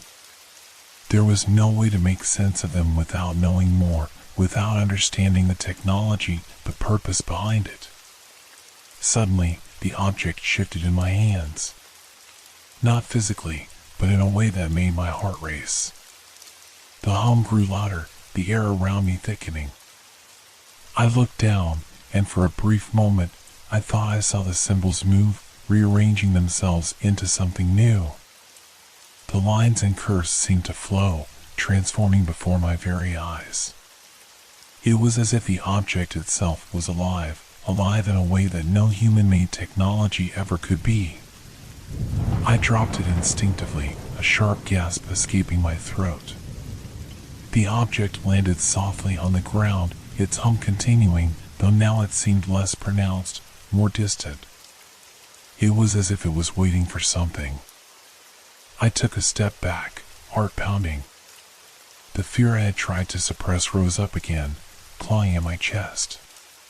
This wasn't a natural object. It wasn't something that belonged to this world. It was foreign, alien, even. And it had been left here, discarded like some sort of clue, a breadcrumb in a trail I was now forced to follow. I took one last glance at the object, unsure whether to pick it up again or leave it behind. But then, I remembered the figures the man had described, the way they had glided in and out of the lights, moving like shadows. I couldn't ignore this. I couldn't leave without answers. I bent down again, picking up the object with more caution this time, my fingers tracing the symbols once more. The hum seemed to vibrate more intensely as I touched it, as though the object was responding to my curiosity. I had to know what it was. And I had to know who or what had left it here. But as I stood up, holding the artifact in my hands, a new realization hit me with full force. This was no longer just about lights in the sky. This was about something much, much bigger. And whatever I had found, whatever this object was, it had the power to change everything. I turned away from the clearing, holding the object tightly, the weight of its secrets pressing down on me. I wasn't just investigating anymore. I was involved. And there was no turning back. The object felt heavier in my hands with each passing second, as if the answers it held were growing more intense, more pressing. I stared at the strange symbols etched into its surface, my mind racing to connect the dots. The man's story, the markings, the lights, everything seemed to be pointing to the same conclusion, but the details were still so elusive. What was the significance of the symbols? What were they trying to tell me? And what connection did this artifact have to the disappearances? I shifted my grip on the object, my fingers trembling slightly as I traced the glowing symbols once again. The hum seemed to be growing louder, as if the object itself was reacting to the tension in the air. It was a subtle, almost imperceptible vibration at first, but it quickly grew stronger, pulling me in with its almost magnetic force. The low, constant hum seemed to call to me, urging me to understand, to unlock its meaning. And then, just as I thought I might finally make sense of it, the sound shifted. The hum stopped. The sudden silence was deafening, like the whole world had held its breath. The air around me seemed to freeze, the stillness swallowing everything. My heartbeat quickened, and I instinctively looked around, a shiver running down my spine. There was something unnatural about the silence. It felt like a warning, as though something was waiting just out of sight, watching me. I took a step back, my senses on high alert. That was when I heard it. A faint whirring sound, distant at first, but quickly growing louder. It was a sound I recognized. The same low hum I had heard last night, the same frequency that had sent waves of unease through my body. The lights, they were coming back. I turned sharply, my eyes scanning the sky. The first flickers appeared above the trees, faint and distant, but unmistakable. A series of lights, moving in a perfect formation, weaving across the sky like they were following a predetermined path. The pattern was unnerving, each light flickering in and out of view as if shifting in and out of reality. This isn't just a coincidence. The thought hit me with sudden clarity. This was real. The lights weren't some strange natural occurrence. They were something else. Something deliberate. My heart pounded in my chest as I stood frozen, the artifact still tightly gripped in my hands. The lights continued to draw closer, and the hum began to rise again, vibrating through the air. It wasn't just sound anymore, it was like a physical presence, pushing against my body. The air was thick with it, the hairs on my arms standing on end. And then, as I watched in horrified fascination, one of the lights flickered more violently, then shot downward in a blur of motion, straight toward me. I staggered back instinctively, my pulse racing. It was too fast, too unnatural. The light seemed to bend in ways that defied all logic, darting through the sky like a living thing. The air crackled, and the ground beneath my feet seemed to tremble, as if something was pushing against reality itself. My legs felt heavy, unresponsive, as if the gravity around me had shifted. I turned to run, my thoughts a blur. I had to get out of here. I couldn't let myself get caught up in whatever this was. The artifact, the lights, the strange hum, they were all part of something far beyond my understanding. But as I began to sprint toward the tree line, the light grew brighter, moving toward me at an impossible speed. Suddenly, the ground beneath my feet shifted, moved. I felt it before I saw it. The hum grew so loud it became a physical pressure, a low, vibrating pulse that seemed to resonate in my very bones. And then, without warning, the world tilted violently. My feet slipped out from under me, and I was thrown to the ground, the artifact clattering from my hands as I tumbled forward. I tried to push myself up, my hands scrambling for purchase, but the ground seemed to be pulling me in, dragging me toward the light. The air was thick now, almost liquid, like walking through fog that pressed against me from every direction. The hum was deafening, vibrating through the soles of my shoes, my skin, my very mind. I looked up just in time to see the light hovering above me, casting an eerie, otherworldly glow across the clearing. It was like nothing I had ever seen before. The light wasn't just light, it was alive. It pulsed and flickered in a way that made it seem sentient, as if it was aware of me, of my fear. A deep chill swept through me, and I realized with a sinking feeling that I had been right all along. The lights weren't just trying to communicate. They were watching us, following us. And now, they had found me. I reached for the artifact, my hand trembling as I fumbled in the dirt, but it was too late. The light hovered just above me, and with it came a feeling of overwhelming pressure, like I was being compressed from all sides. My vision began to blur, and the edges of my consciousness started to slip away. Before I could scream, the world went dark. The last thing I felt was the cold grip of the unknown, wrapping around me like a vice. And then, nothing. I woke with a start, gasping for breath, as though I had been submerged in cold water. My body was drenched in sweat, heart pounding, and every muscle aching as if I had been running for miles. The world around me was dark, and the silence was overwhelming, too quiet, too unnatural. I blinked rapidly, trying to bring my senses back into focus. I was no longer in the clearing. I sat up with a sharp intake of air and looked around, my vision slowly adjusting to the dim light. The familiar trees of the park were gone. Instead, I was in an unfamiliar place, surrounded by tall, jagged rocks that loomed over me like silent sentinels. The air smelled of damp earth and cold stone. The landscape was alien, as though I had been transported somewhere else entirely.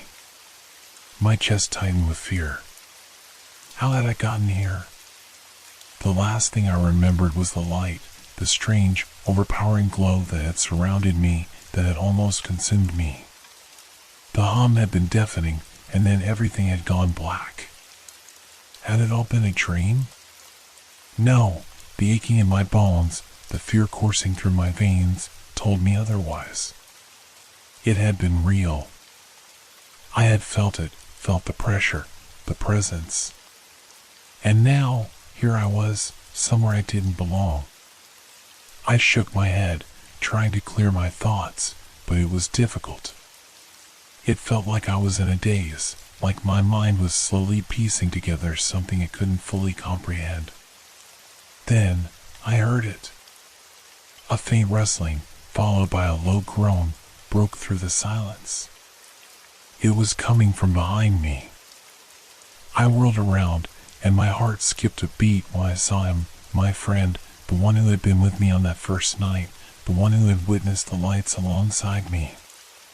He was on the ground, struggling to sit up, his face pale and drawn. "Matt?" I choked out, my voice hoarse from the terror still gripping me. "Matt, are you?" He looked up at me, his eyes wide with the same fear that was slowly creeping into my chest. I don't know where we are," he muttered, his voice shaky. I woke up here too." I could see the panic rising in him, just as it had in me. The shock, the confusion, the realization that something far beyond our control was happening. We were no longer just witnesses. We were part of it. The lights. The hunting lights. I stood up, my legs unsteady beneath me, and walked over to where he was sitting. "We need to get out of here," I said, trying to steady my breathing. "We need to." Suddenly, the hairs on the back of my neck stood up. A chill ran down my spine, and I froze, listening intently. The faintest hum, the one that had been present every time the lights appeared, echoed through the air once again. It was distant at first, but it was growing louder, closer. I looked to Matt, my eyes wide with dread. He met my gaze, his face paling further as the realization hit both of us simultaneously. "They're coming," I whispered. A sudden gust of wind howled through the rocky landscape, shaking the trees around us and making the ground seem to tremble. The lights flickered in the distance, moving in the same eerie, unnatural pattern we had seen before. I could feel the pressure building, the sense that we were being watched, hunted, by something that knew exactly where we were. "We have to move, now!" Matt shouted, scrambling to his feet. But it was already too late. The lights were upon us, sweeping across the sky, their bright, flickering glow filling the space around us with an otherworldly radiance. The hum grew louder, vibrating through the very air, causing the rocks beneath our feet to shake as if they too were trying to escape the approaching threat. We ran, our feet pounding the earth, but the fear, the disorientation, slowed us down. It didn't matter how fast we moved. The lights were always just ahead, always in sync with our every movement. It was as if they were tracking us, following our every step. My mind raced, trying to make sense of it. What did they want? Why had they singled us out? I could feel the sweat on my brow, the panic rising again. I needed answers, but all I had were more questions. And the lights, they were closing in. I glanced over at Matt, who was running beside me, his face tight with terror. "We can't outrun them," he shouted, his voice nearly lost in the overwhelming sound of the hum. I looked up, desperate for any sign of escape, but there was nowhere to go. The lights formed a circle above us, blocking out the stars, the sky. It was as if we were trapped in some kind of invisible cage, with the lights as our captors. Then, without warning, one of the lights shot downward toward us, faster than I could comprehend. I screamed, instinctively reaching for Matt, but before I could even grasp his arm, the light stopped in midair. It hovered above us, pulsing with an intensity that seemed to burn into my very soul. My breath caught in my throat as the light split into two separate beams, each one narrowing, focusing on us. The air around us seemed to grow thicker, as if it was alive, closing in on us, pressing in with unbearable force. We were being contained, trapped, and the lights were the hunters, closing in on their prey. I looked to Matt again, my throat tight with fear. He met my gaze, and for the first time, I saw it in his eyes, what I had feared, what I had known all along. We weren't just being watched. We were being hunted. The air felt suffocating as we ran, my breath coming in sharp, uneven gasps.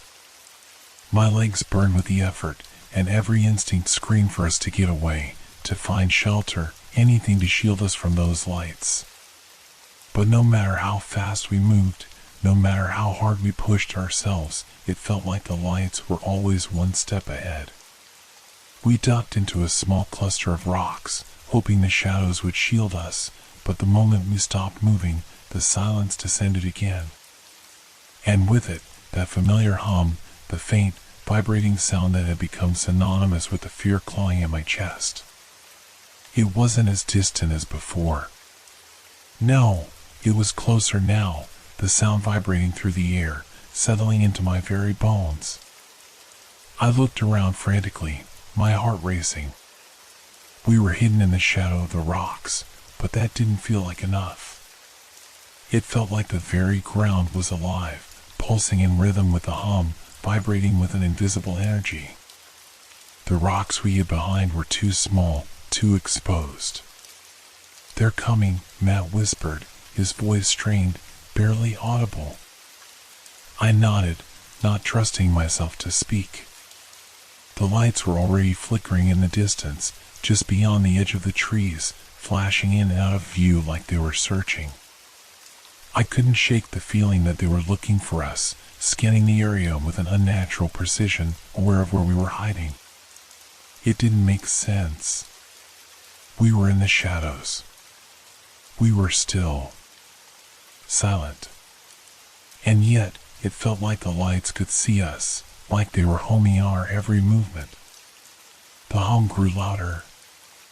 I held my breath, my body tense, every muscle ready to spring into action at the slightest hint of danger. The minutes stretched on like hours.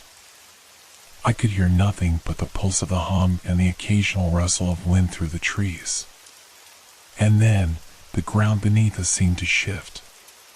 The hum, now unmistakable and overwhelming, rose in volume until it was impossible to ignore. The lights had stopped flickering. They were still, waiting. I glanced at Matt. His eyes were wide, his face pale as he peered through the small gap in the rocks, staring at the lights hovering in the distance. They moved in perfect synchrony, shifting back and forth as if they were scanning the area. I could feel the heat of their presence, even from this distance. It was as though they were closing in on us from all sides, invisible hands reaching out, pulling the very air tight. "Do you think they can hear us?" I whispered, my voice shaking despite myself. Matt didn't respond right away. His eyes were locked on the lights, his body rigid, as if he too had come to the same terrifying conclusion.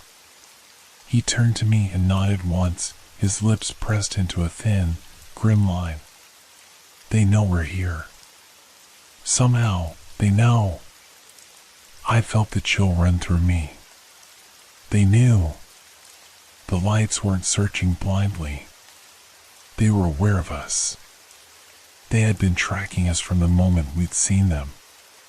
Our every step, our every breath, they were watching.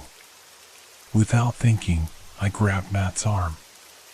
"We need to move. Now." We both crawled on our stomachs, as low as possible, trying to stay out of sight. The rocks offered some protection, but it felt useless. It felt like the light was bending around us, knowing exactly where we were. We tried to keep our movements slow, deliberate, careful not to make a sound, but the more we crawled, the more that same unnerving hum began to pulse louder. A flicker of movement in the corner of my vision caught my attention. One of the lights, smaller than the others, darted toward us, weaving through the air with unnatural speed. It moved like a living thing, focused, hunting. "Matt," I gasped, pulling him by the sleeve as I scrambled to my feet. It was too late to hide. The light was too close. We ran again, the fear gripping me like a vice. My heart thudded painfully in my chest, and every step I took felt heavier, like the air itself was trying to slow me down. The light followed us, relentless.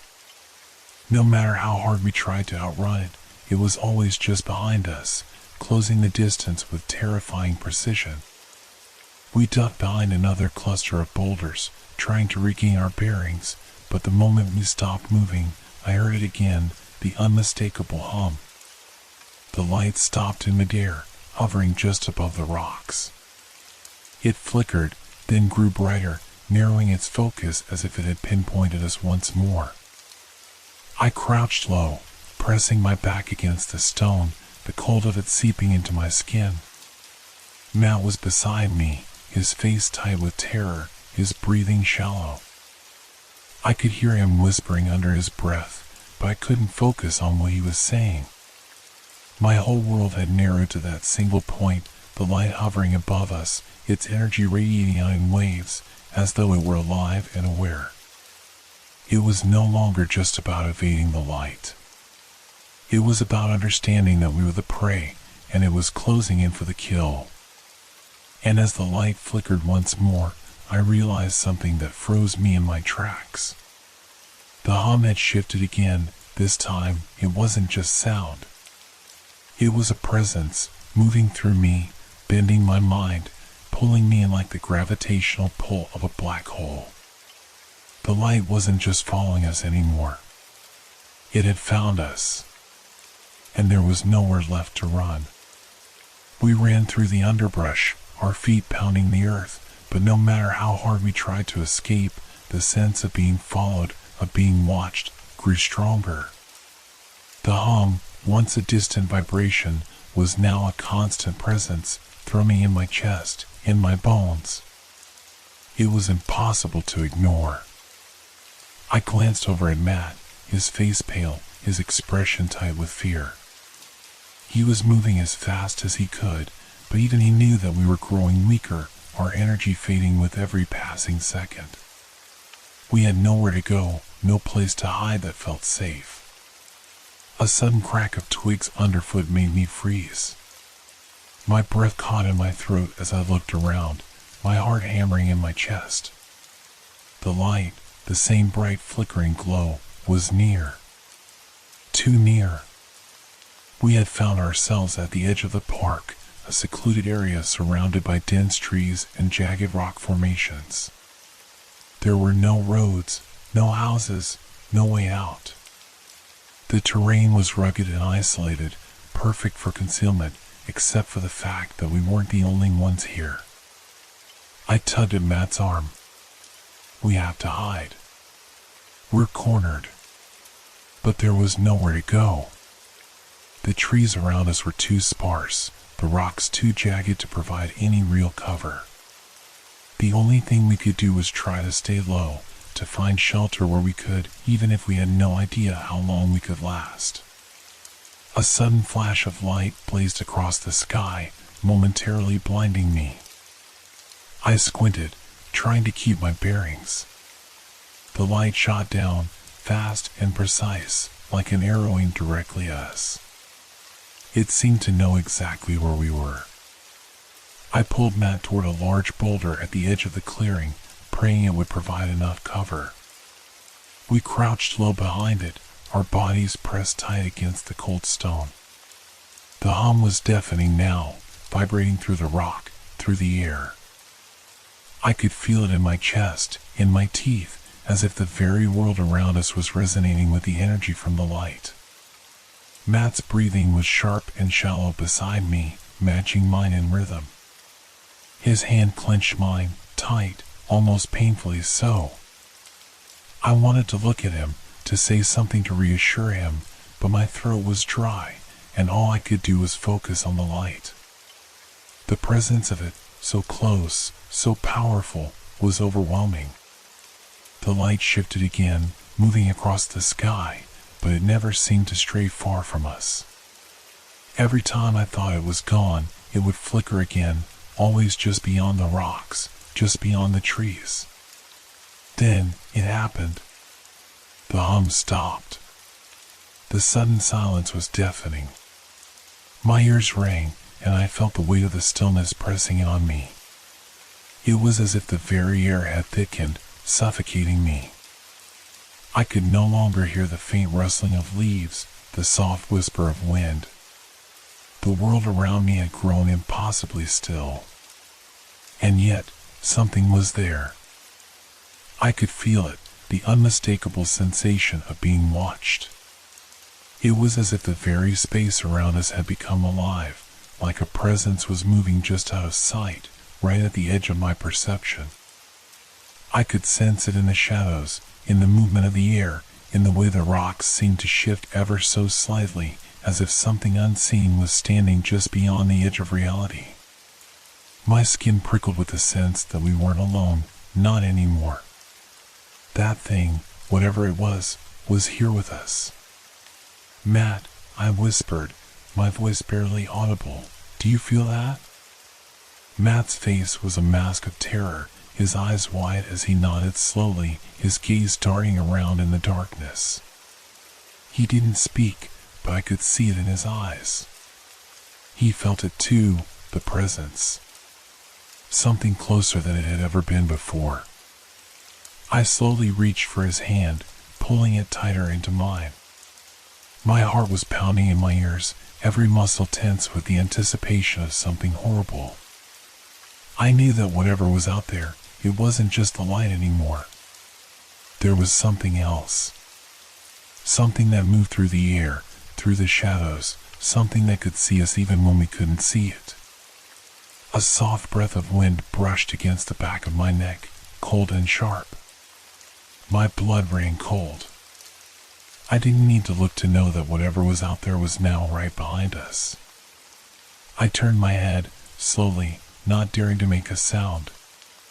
The shadows around the rocks seemed to shift, like something was stepping just out of view, slipping between the cracks in reality. I couldn't see it. I couldn't hear it. But I felt it. And it was closing in on us, inch by terrifying inch. Something brushed past me, a faint ripple in the air, a whisper of movement too fast to follow. I gasped, my breath catching in my throat. It was close. Too close. "Matt," my voice broke as I whispered his name, but there was no answer.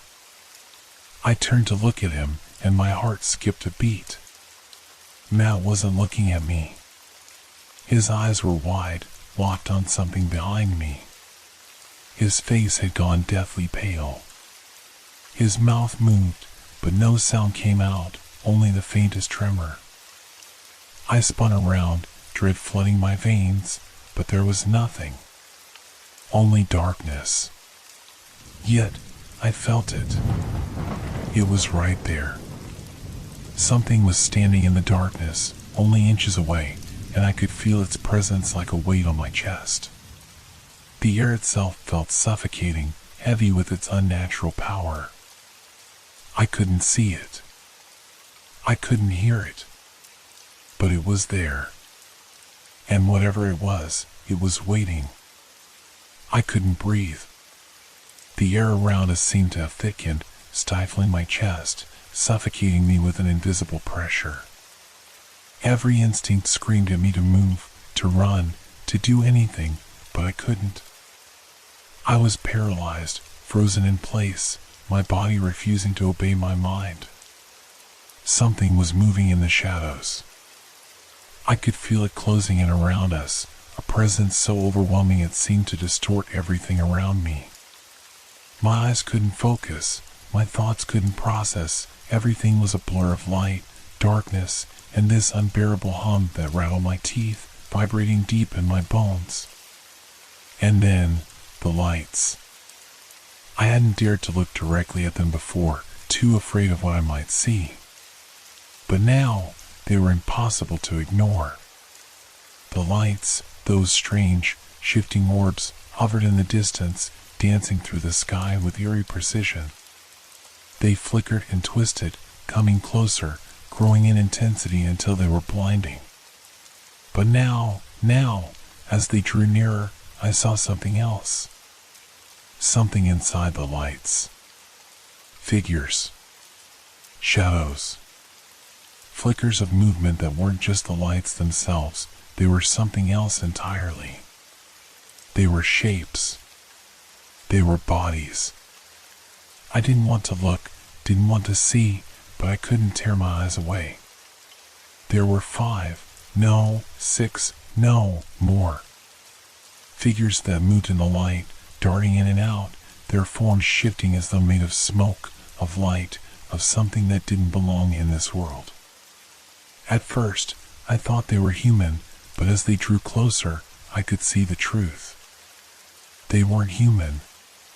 My throat closed up, and I felt a cold sweat break out of my skin. My heart raced, pounding in my chest, as my body screamed for me to run, to escape.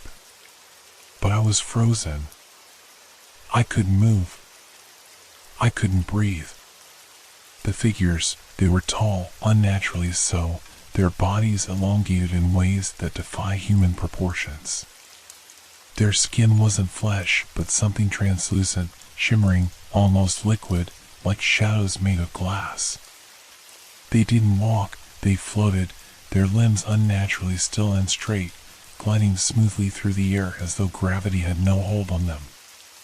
Their heads were large, too large for their bodies, elongated and oval-shaped, with no distinct features, just smooth, unblemished surfaces. But it was their eyes, or what passed for them, that sent a jolt of pure terror through me. They were wide, unblinking, and entirely black. Black like the void. Like the emptiness of space. They seemed to absorb the light around them, pulling everything in, leaving nothing behind. I couldn't tell where their eyes ended and the darkness began. It was as though they had no face, only those deep, endless voids, staring into me, through me. They were moving closer. I wanted to scream, to shout, to make some noise, to somehow break the spell that had me in its grip. But no sound escaped my lips. My legs were stiff, my body locked in place, my mind screaming, but no words came. I felt a strange pull, like they were calling to me, drawing me in with an invisible force.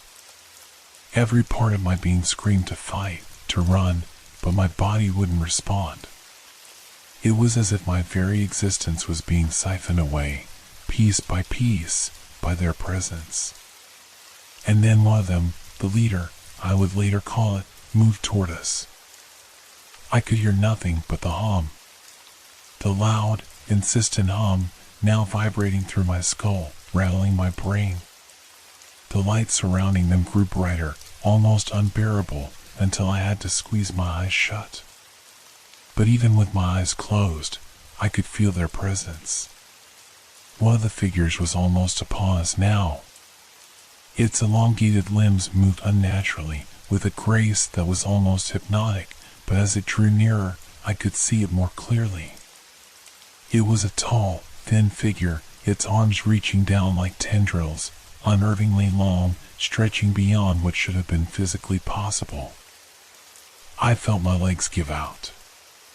The ground beneath me spun, and I collapsed onto the rocky earth, still unable to tear my eyes away from the lights, from the figures. My body trembled uncontrollably, my hands shaking as I pressed them to my face, trying to block out the horror unfolding before me. I heard a soft, unintelligible whisper in the air, a sound that wasn't quite speech but carried an unmistakable message. A vibration in my head, a command. A command that pierced my thoughts. Stay still. Do not resist. I froze, as though the words themselves had paralyzed me. Mal was beside me. I could feel him shaking as well, but I couldn't look at him. I couldn't take my eyes off the figures. They were circling us now, their movements slow, deliberate. And then, the leader, the one closest to us, stopped. It hovered in front of me, its black eyes locking onto mine. I could feel its gaze in my soul, like it was peering into the very essence of who I was. The coldness of its stare pierced me in ways that no human touch ever could. I couldn't move. I couldn't speak. I could only watch. And in that moment, in that horrifying stillness, the world seemed to disappear. The sky, the trees, the rocks, all of it seemed to fade into the background. All that was left was them. The figures. The lights. And the undeniable feeling that we were utterly, completely alone in their presence. And I knew, deep in my gut, that we were never meant to leave this place. The air grew impossibly thick. I could feel the pressure bearing down on me, the weight of it crushing my chest, suffocating me. Every breath felt shallow, too quick, too panicked. My heart was a frantic drumbeat in my ears, and all I could do was stare at the figures as they surrounded us, their black eyes never leaving mine. It wasn't just terror anymore. It was horror, an all-consuming dread that gnawed at the very core of my being. They were not just watching us, they were studying us. My body ached with the desire to scream, to run, but something in me, the overwhelming force of their presence, kept me rooted to the spot. Then, something happened. Matt, a small sound escaped his lips. A whimper, like he couldn't hold it back anymore. His eyes were wide with terror, his hands shaking as he clutched his chest. The leader, the one closest to us, took a step forward. It wasn't walking in any sense I knew. It was gliding, sliding through the air, as if gravity didn't apply to it. The light from the figure grew brighter, intense, almost blinding, but I couldn't look away. I couldn't pull my eyes from its unnerving, endless black gaze. Without warning, the leader's hand, if it could be called a hand, reached toward Matt. Its elongated fingers, impossibly long and thin, hovered just above him. I could feel the air around it shudder, like a ripple of energy that stretched through everything, through the rocks, through the trees, through me. Matt gasped, his whole body tensing. His voice cracked as he tried to speak, but no words came out. His mouth opened, but only a strangled sound escaped, like he was drowning. The light around the figure intensified, enveloping Matt entirely. I could see the terror on his face, his eyes wide, pleading, but it was as if the very essence of him was being pulled toward that dark void, drawn into it by an invisible force. I reached out, instinctively, but the moment my hand moved toward him, I felt a shock, a jolt of electricity, cold and sharp, that sent me stumbling back, paralyzed. Matt's body jerked, his muscles seizing under the force. He wasn't fighting anymore, he couldn't. The figure's long fingers hovered over his face, almost gently, as if caressing him, but the expression in its eyes, it wasn't compassion. It was something worse. I couldn't even hear him scream. Then, with a sickening swish, like the sound of the air being torn apart, Matt's body began to lift off the ground, slowly, almost dreamlike, as if he were weightless. The light around him brightened, enveloping him completely. It was as if the light itself was consuming him, pulling him upward, into the air. I watched in frozen horror as Matt was pulled toward the figure, as if the space around him was bending, warping, like the very fabric of reality was giving way. The leader's fingers extended farther, and I could feel Matt's frantic breathing, his pleas for help, but there was nothing I could do. Nothing but watch as he was drawn closer and closer. And then, it happened. The last thing I saw was Matt's face, his eyes wide with a final, terrified realization as he disappeared into the blinding light, swallowed whole by the darkness. There was no explosion, no sound. He was simply gone. I felt the world tilt beneath me. My knees buckled, and for a split second, I thought I might faint. My vision blurred, the edges of everything growing dark. But I wouldn't allow myself to collapse. I couldn't give into this nightmare. The hum returned, deafening now, reverberating through the ground beneath me, through my bones. It was as if the very air was alive with it. My eyes darted around, frantic, searching for any sign of hope, any way to escape. But the figures were closing in. The light shifted, pulsing in time with my heartbeat. The leader, now the only figure remaining, turned toward me. Its gaze locked on mine, and for the first time, I saw something different in its eyes. There was no curiosity anymore. No studying. Only a deep, unsettling knowledge. I realized then it was aware of me. Aware of the fear I was feeling. Of the desperation. And it wasn't going to let me go. I didn't know what came over me, but in that moment, something inside me snapped. It was as if my body remembered how to run, how to fight back against the terror that held me captive. The survival instinct, the pure, unrelenting drive to live, shattered my paralysis. I turned, stumbling in the direction of the trees, my legs heavy, my heart pounding like thunder. The ground beneath me felt unstable, as if the earth itself were trembling with the hum of their presence. The air was thick, viscous, like it was actively trying to pull me back, to drag me into the light. I didn't look back. I couldn't. I didn't want to see what might be chasing me, what might be reaching for me, but I could feel it. Feel them. They were coming for me, and I was just a moment away from being swallowed whole. But somehow, I found my legs again, pushing me faster, deeper into the trees. My breath was ragged, my chest burning with the effort. I didn't know where I was running, didn't know where I was going, I just had to get away. The hum was growing louder, but as I pushed through the underbrush, a strange sensation began to pulse through the air. It was fading. The pull, the pressure, the hum, all of it seemed to lessen, the air clearing just enough to allow me to breathe. I reached the edge of a cliff, my body screaming for a break.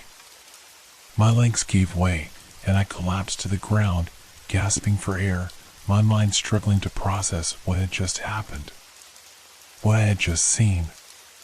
But then I heard it again, the hum. It was still there.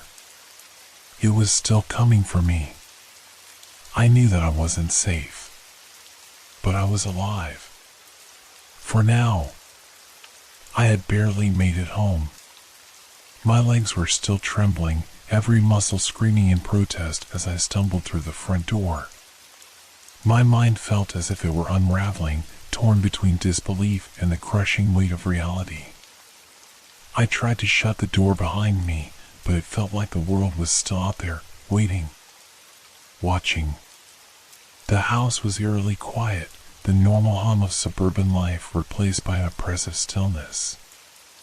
I didn't know what I expected to find, but I had hoped, foolishly, that once I was inside, once I was home, I would be safe.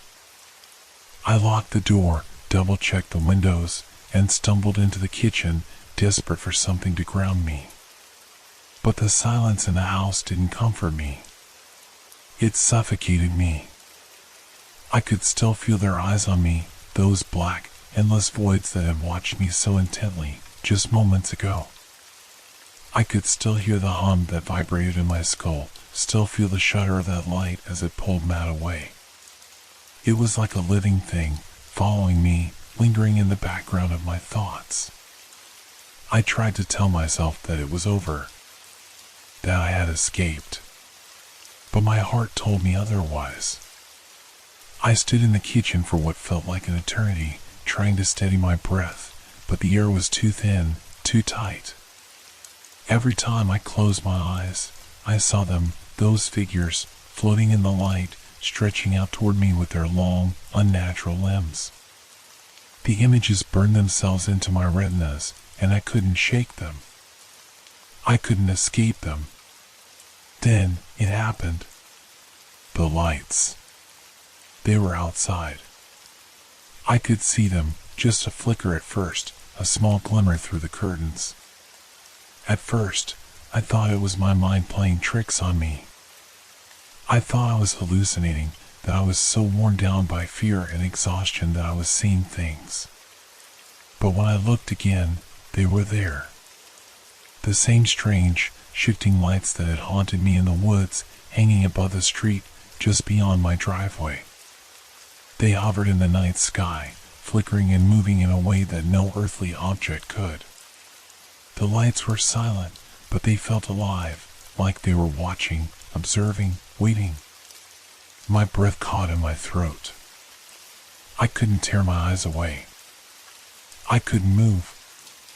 My body was rooted to the spot, pinned in place by a terror I had never known.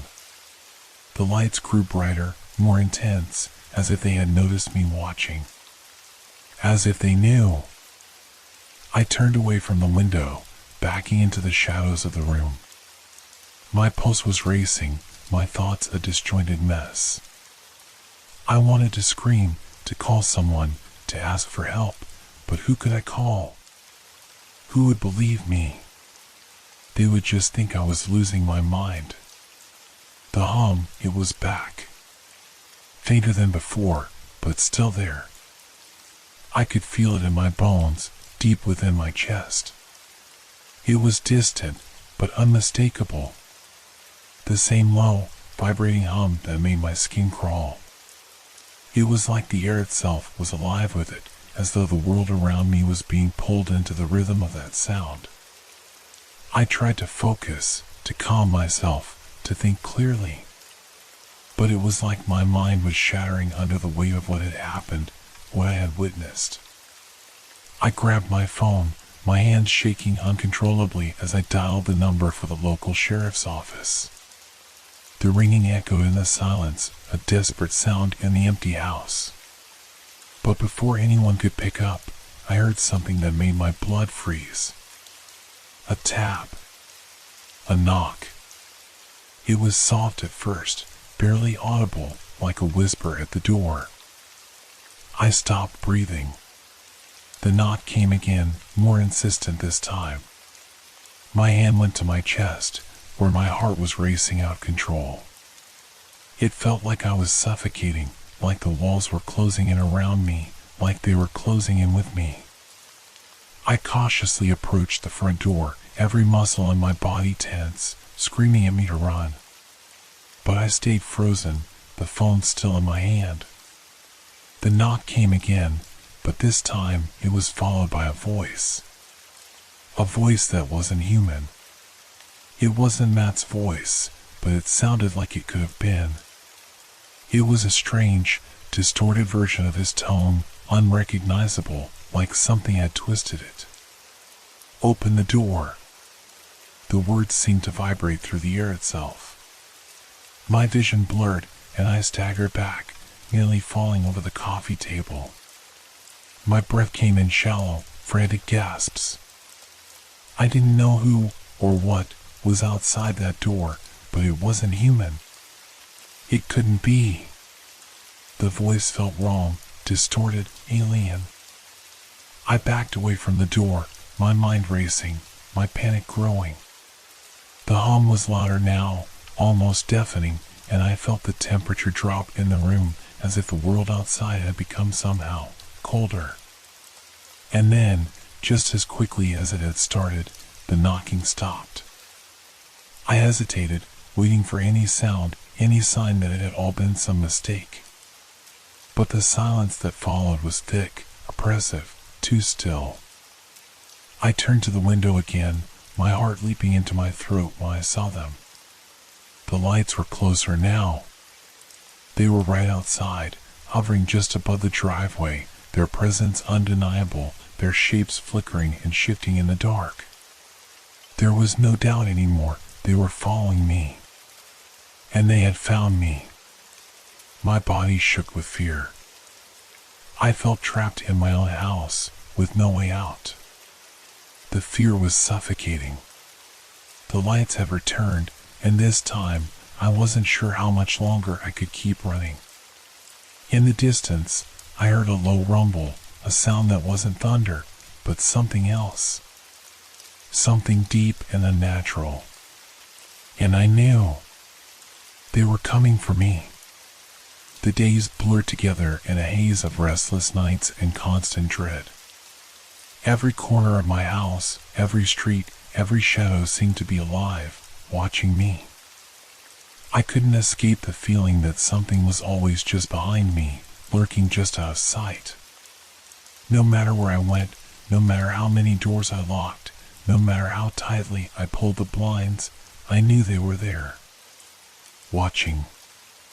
I'd wake up in the middle of the night, heart pounding, feeling the weight of eyes on me, though there was never anyone there. Every creak of the floorboards felt like a footstep too close. Every flicker of the lights made me jump, my eyes snapping to the corners of the room, scanning for any movement. The worst part was how it started to seep into my every waking moment. It wasn't just at night anymore. It was everywhere. It started small at first, barely noticeable, just a flicker in my peripheral vision. A shape, darting in and out of sight, too quick to focus on. A figure that seemed to melt into the darkness before I could turn my head to look. I'd tell myself it was nothing. Just my tired mind playing tricks on me. But then it happened again. And again. The shadows grew clearer, more distinct. They didn't look like people. They were darker than the shadows they lurked in, like something not quite human, something that didn't belong. I tried to shake it off, tried to convince myself that it was just my paranoia, the stress of everything that had happened catching up with me. But no matter how hard I tried to convince myself, it didn't work. I couldn't ignore it anymore. I started seeing them everywhere. In the grocery store, standing just at the end of the aisle, their form barely perceptible in the soft light.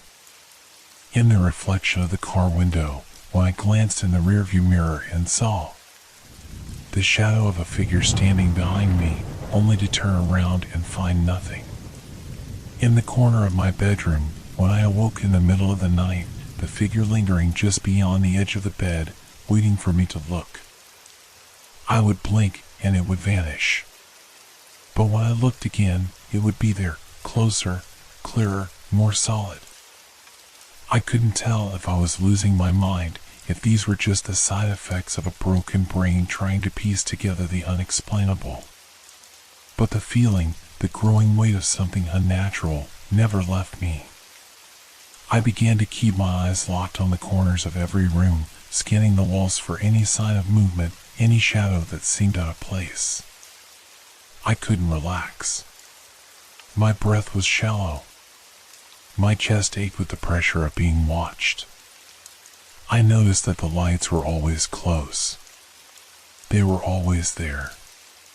Every time I went outside, no matter how late or early, the lights hovered on the horizon, dancing in the sky, almost like they were waiting for me to notice them. I could never quite pinpoint them. They were always on the edge of my vision, flickering just out of reach. But I knew they were still out there. It wasn't just the lights, though. It was the figures, those shadowy shapes that haunted me, lingering just out of my line of sight, moving too fast to be anything human. They knew I was looking for them, and they were moving closer. I tried to talk to people, my friends, my family, anyone who might help me make sense of what was happening. But they just looked at me like I was crazy. They didn't see the figures.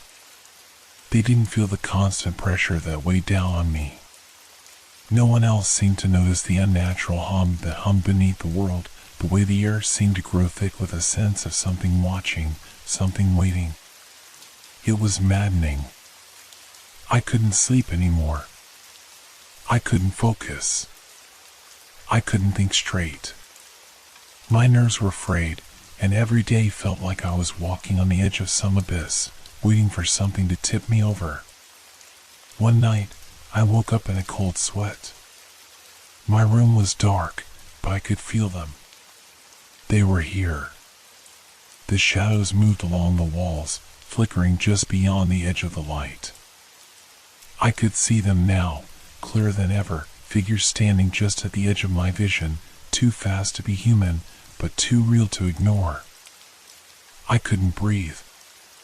My chest felt tight, like someone was squeezing the air from my lungs. I reached for my phone, hands trembling as I fumbled for the screen, trying to focus through my panic. But before I could make a call, I heard the sound. A knock, soft, almost imperceptible, but it was there. A knock at my window. I froze. I didn't dare turn my head, didn't dare to look. But I could feel the pressure behind me, the pull of something just over my shoulder, something waiting. The knock came again, louder this time, accompanied by a low, rasping breath. A voice? No, not a voice, something else. Come closer, the whisper slithered into my mind, crawling like ice through my veins.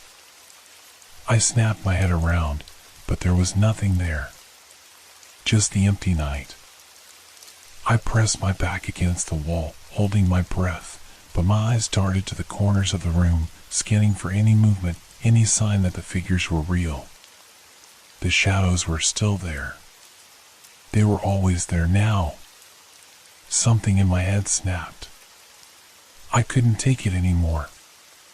I had to know. I had to find out what they were, what was happening to me, before I completely lost myself. If they wanted to take me, if they were already here, then maybe the only way to stop them was to face them head on. But I knew deep down there was no escaping them. No escaping what they had brought with them. The shadows had found me, and now I was their prey. It wasn't long before they started noticing. At first, it was just little things. Offhand comments. Strange glances.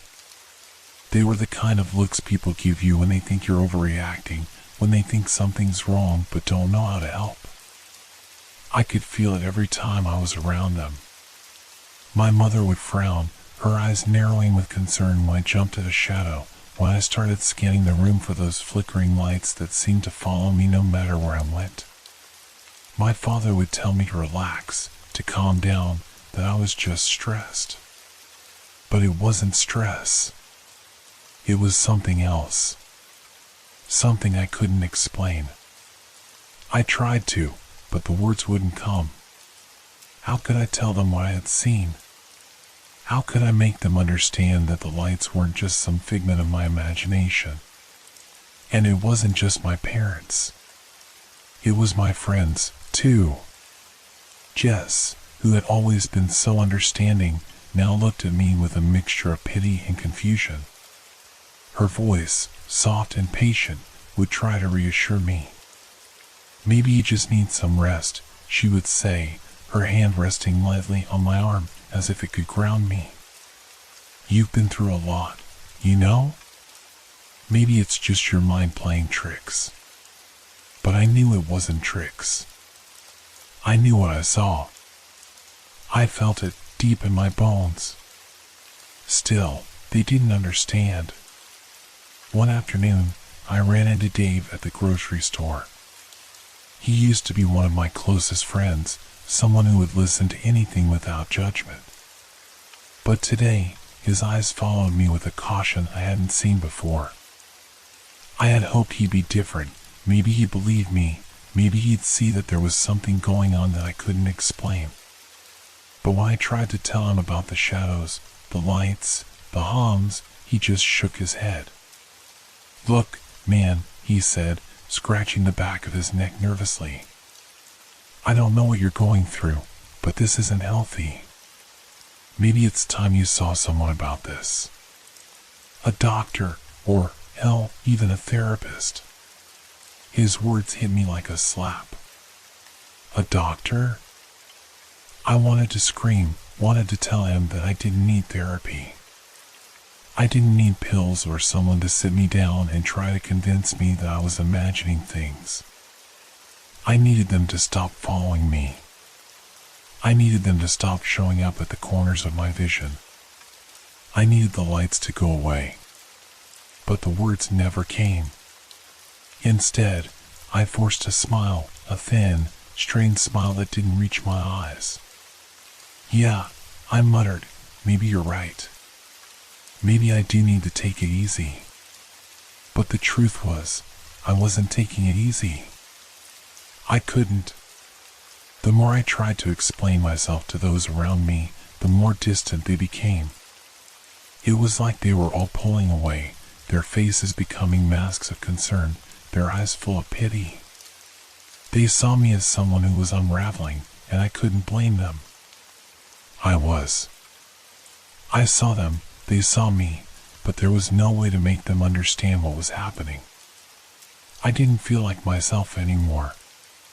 The constant sense of being watched, the creeping fear that I couldn't escape, was eating me alive. I tried to act normal, tried to pretend that everything was fine, but my nerves were frayed. My thoughts were scattered. I couldn't focus. And every time I closed my eyes, the shadows would be there, hovering just at the edge of my vision, waiting to pull me back into the dark. The breaking point came while I was sitting at dinner with my family. We were all at the table, talking about trivial things, the way families do when they don't want to face the harder truths. But I couldn't focus on anything. My eyes darted nervously around the room. The shadows were there, too. They were in the corners of the room, just outside of the light, flickering like something that shouldn't belong. I could hear their whispers now, the low, distorted murmurs that scratched at the back of my mind. "Come closer." I felt the pressure building in my chest, the panic rising in my throat. I could barely keep my hands from shaking. My mother noticed immediately. "Are you okay?" Her voice was soft, but I could hear the worry in it. She reached across the table, her hand brushing mine. "You're pale. You don't look like yourself. What's going on?" I pulled my hand away from hers, my breath coming in shallow gasps. I couldn't answer her. I couldn't tell her that I could hear them, that I could see them, that I could feel them closing in on me. I couldn't explain that every time I looked at the walls, I saw those dark, looming figures inching closer. I'm fine," I stammered. My voice didn't sound like mine. It was tight, shaky. Just tired. "I'm just tired, that's all." My dad set his fork down, giving me that concerned look. "You know, if you don't talk to someone about this, it's only going to get worse. We've all noticed, you're not yourself." I looked at my father, but the words caught in my throat. No one understood. No one could. "You're just stressed," he continued. "You've been through a lot. Maybe you should consider taking a break. We could go away for the weekend, just get away from all this stress." I felt something snap inside me, something I hadn't realized was fraying until now. A bitter laugh bubbled up in my throat, but it was hollow, desperate. "A break?" I hissed. "You don't get it. You don't get it." My voice cracked, and I felt my heart race, the panic rising again. Suddenly, everything felt too close. Too small. I needed to escape. I needed to get out. I stood abruptly from the table, knocking my chair back. "I'm sorry," I muttered, my voice raw. "I just need to go." And I left. Without looking back, without another word. But as I closed the door behind me, I felt it again, the unmistakable weight of eyes on me. The lights were out there, somewhere in the distance, waiting for me to step outside. I could feel them following, and I realized something then. No one else could see it. No one else could feel it. I was alone in this. And the more I tried to explain, the more I tried to tell them, the further I would be pushed into my own madness. The lights were out there, and they were getting closer.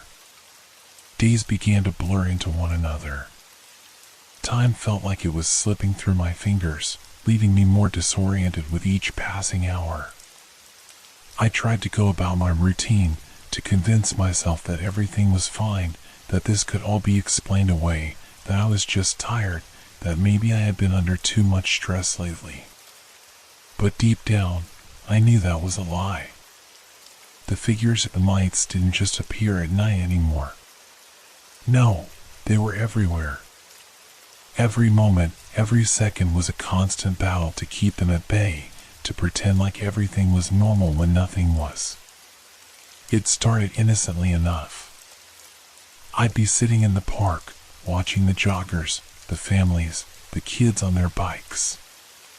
Everything looked so normal. But then, out of the corner of my eye, I'd see it. A flicker. Just a brief flash of light, too fast to catch, too fleeting to pinpoint. But it was there. I'd whip my head around, searching, my heart pounding in my chest, but there was nothing.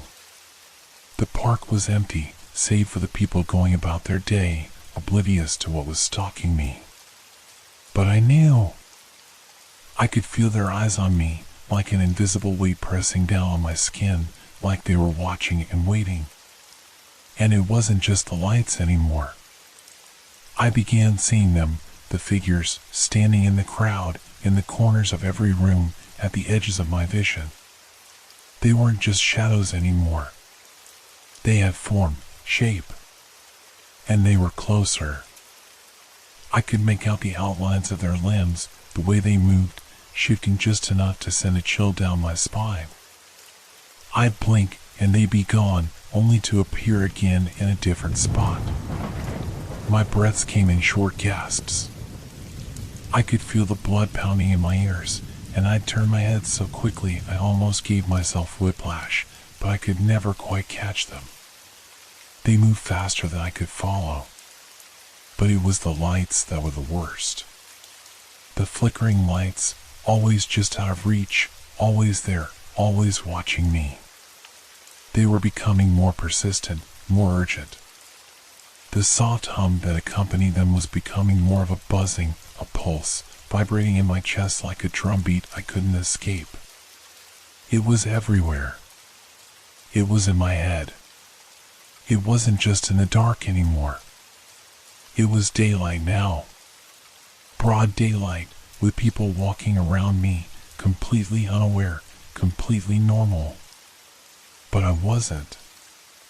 I couldn't escape them. The lights hovered over the rooftops. I'd look up from the sidewalk and see them darting across the sky. No one else saw them. They couldn't see what I saw. One afternoon, I sat in the cafe, trying to distract myself. I picked at my food, trying to remember what it felt like to just sit and have a normal conversation. But the conversation around me was muffled, distant, like it wasn't even happening in the same reality. I couldn't focus on it. My eyes darted to the window, where I could see the reflection of the street outside. There. I saw it again, just behind me, in the glass. A flicker of light. A shape moving with it. I turned around, my heart in my throat, but the cafe was full of people, all talking and laughing. The normal hum of a busy day filled the air. No one was looking at me. No one else saw it. But I did. The figure moved between the people, just out of my direct line of sight, hidden behind the bustle. But I felt it. I stood up, the chair scraping against the floor, and the sound felt like it was echoing in my head. I made my way to the door, trying not to panic, trying to force my body to move steadily, but my hands were shaking uncontrollably. I couldn't breathe. I couldn't think straight. As soon as I stepped outside, I saw them again. The lights. They were there, hovering just above the street. The hum was louder now, thrumming in my chest. And standing just beneath them, I could see the figures, shadowy shapes, barely more than outlines, but they were real.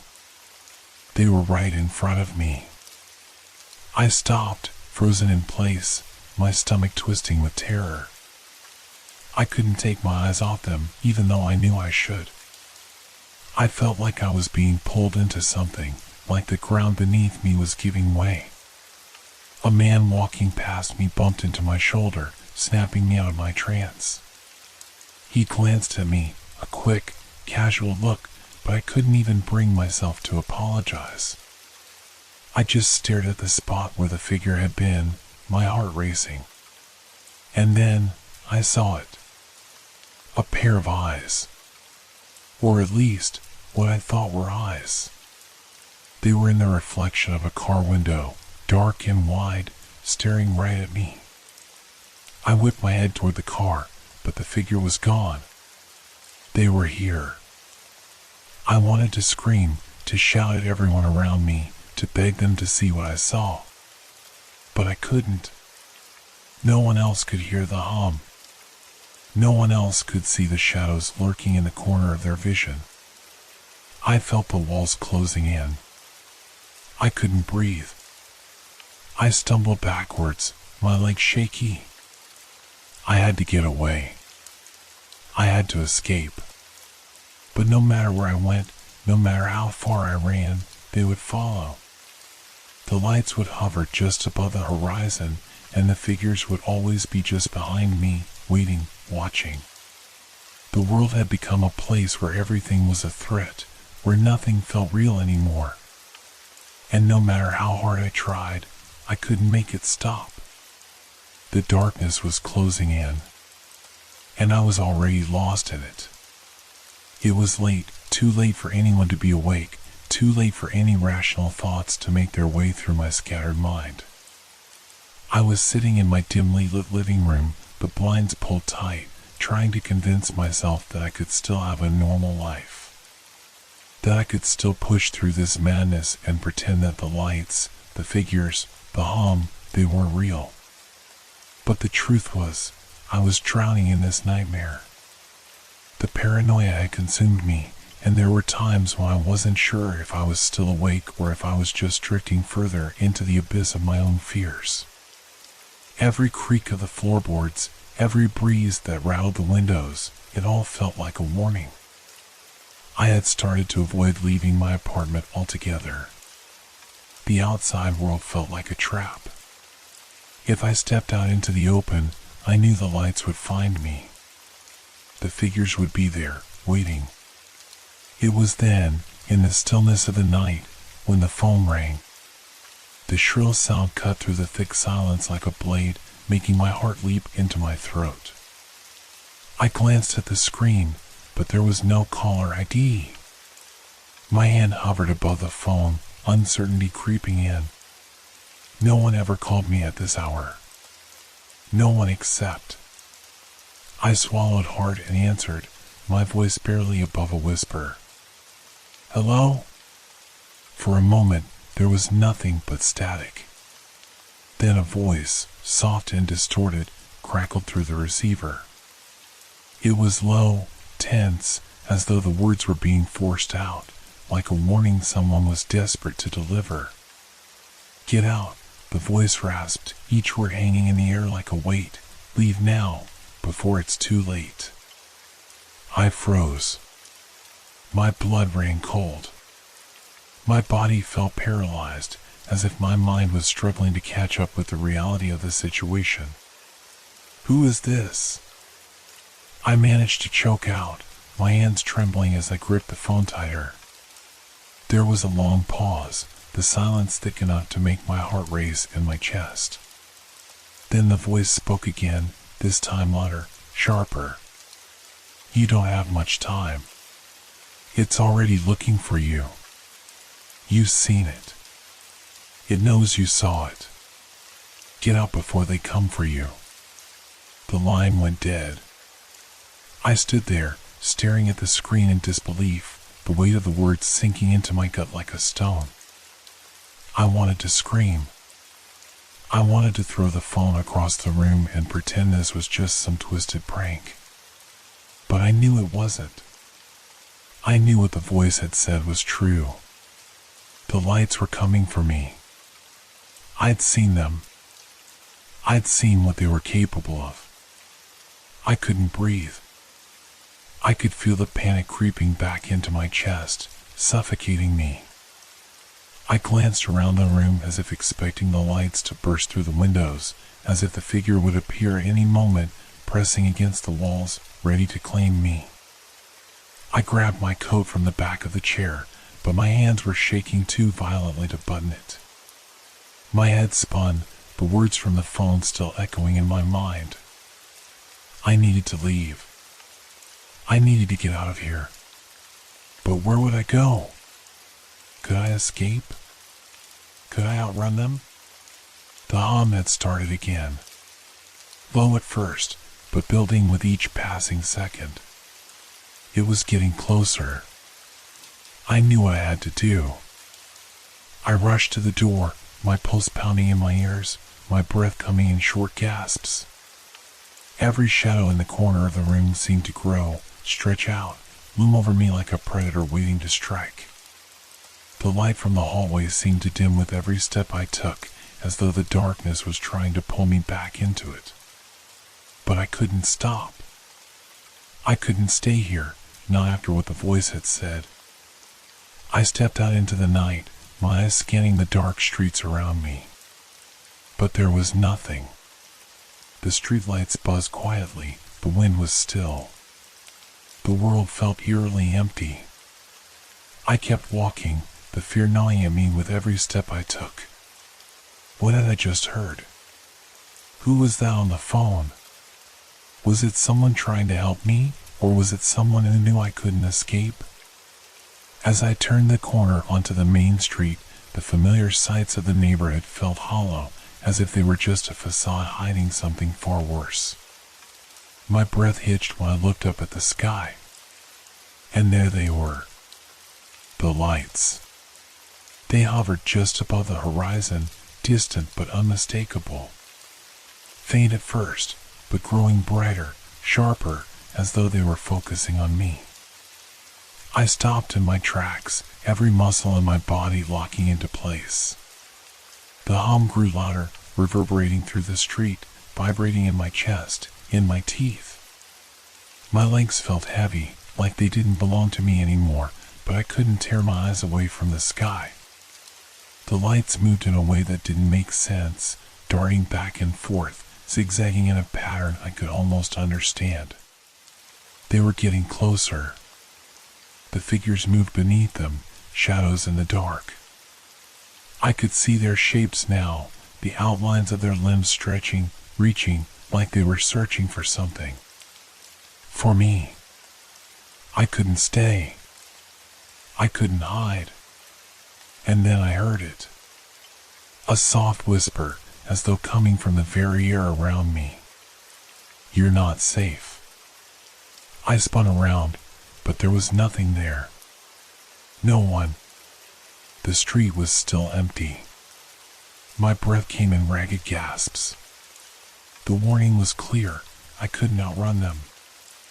I couldn't hide. They were here. I had made my choice the moment I decided to stay.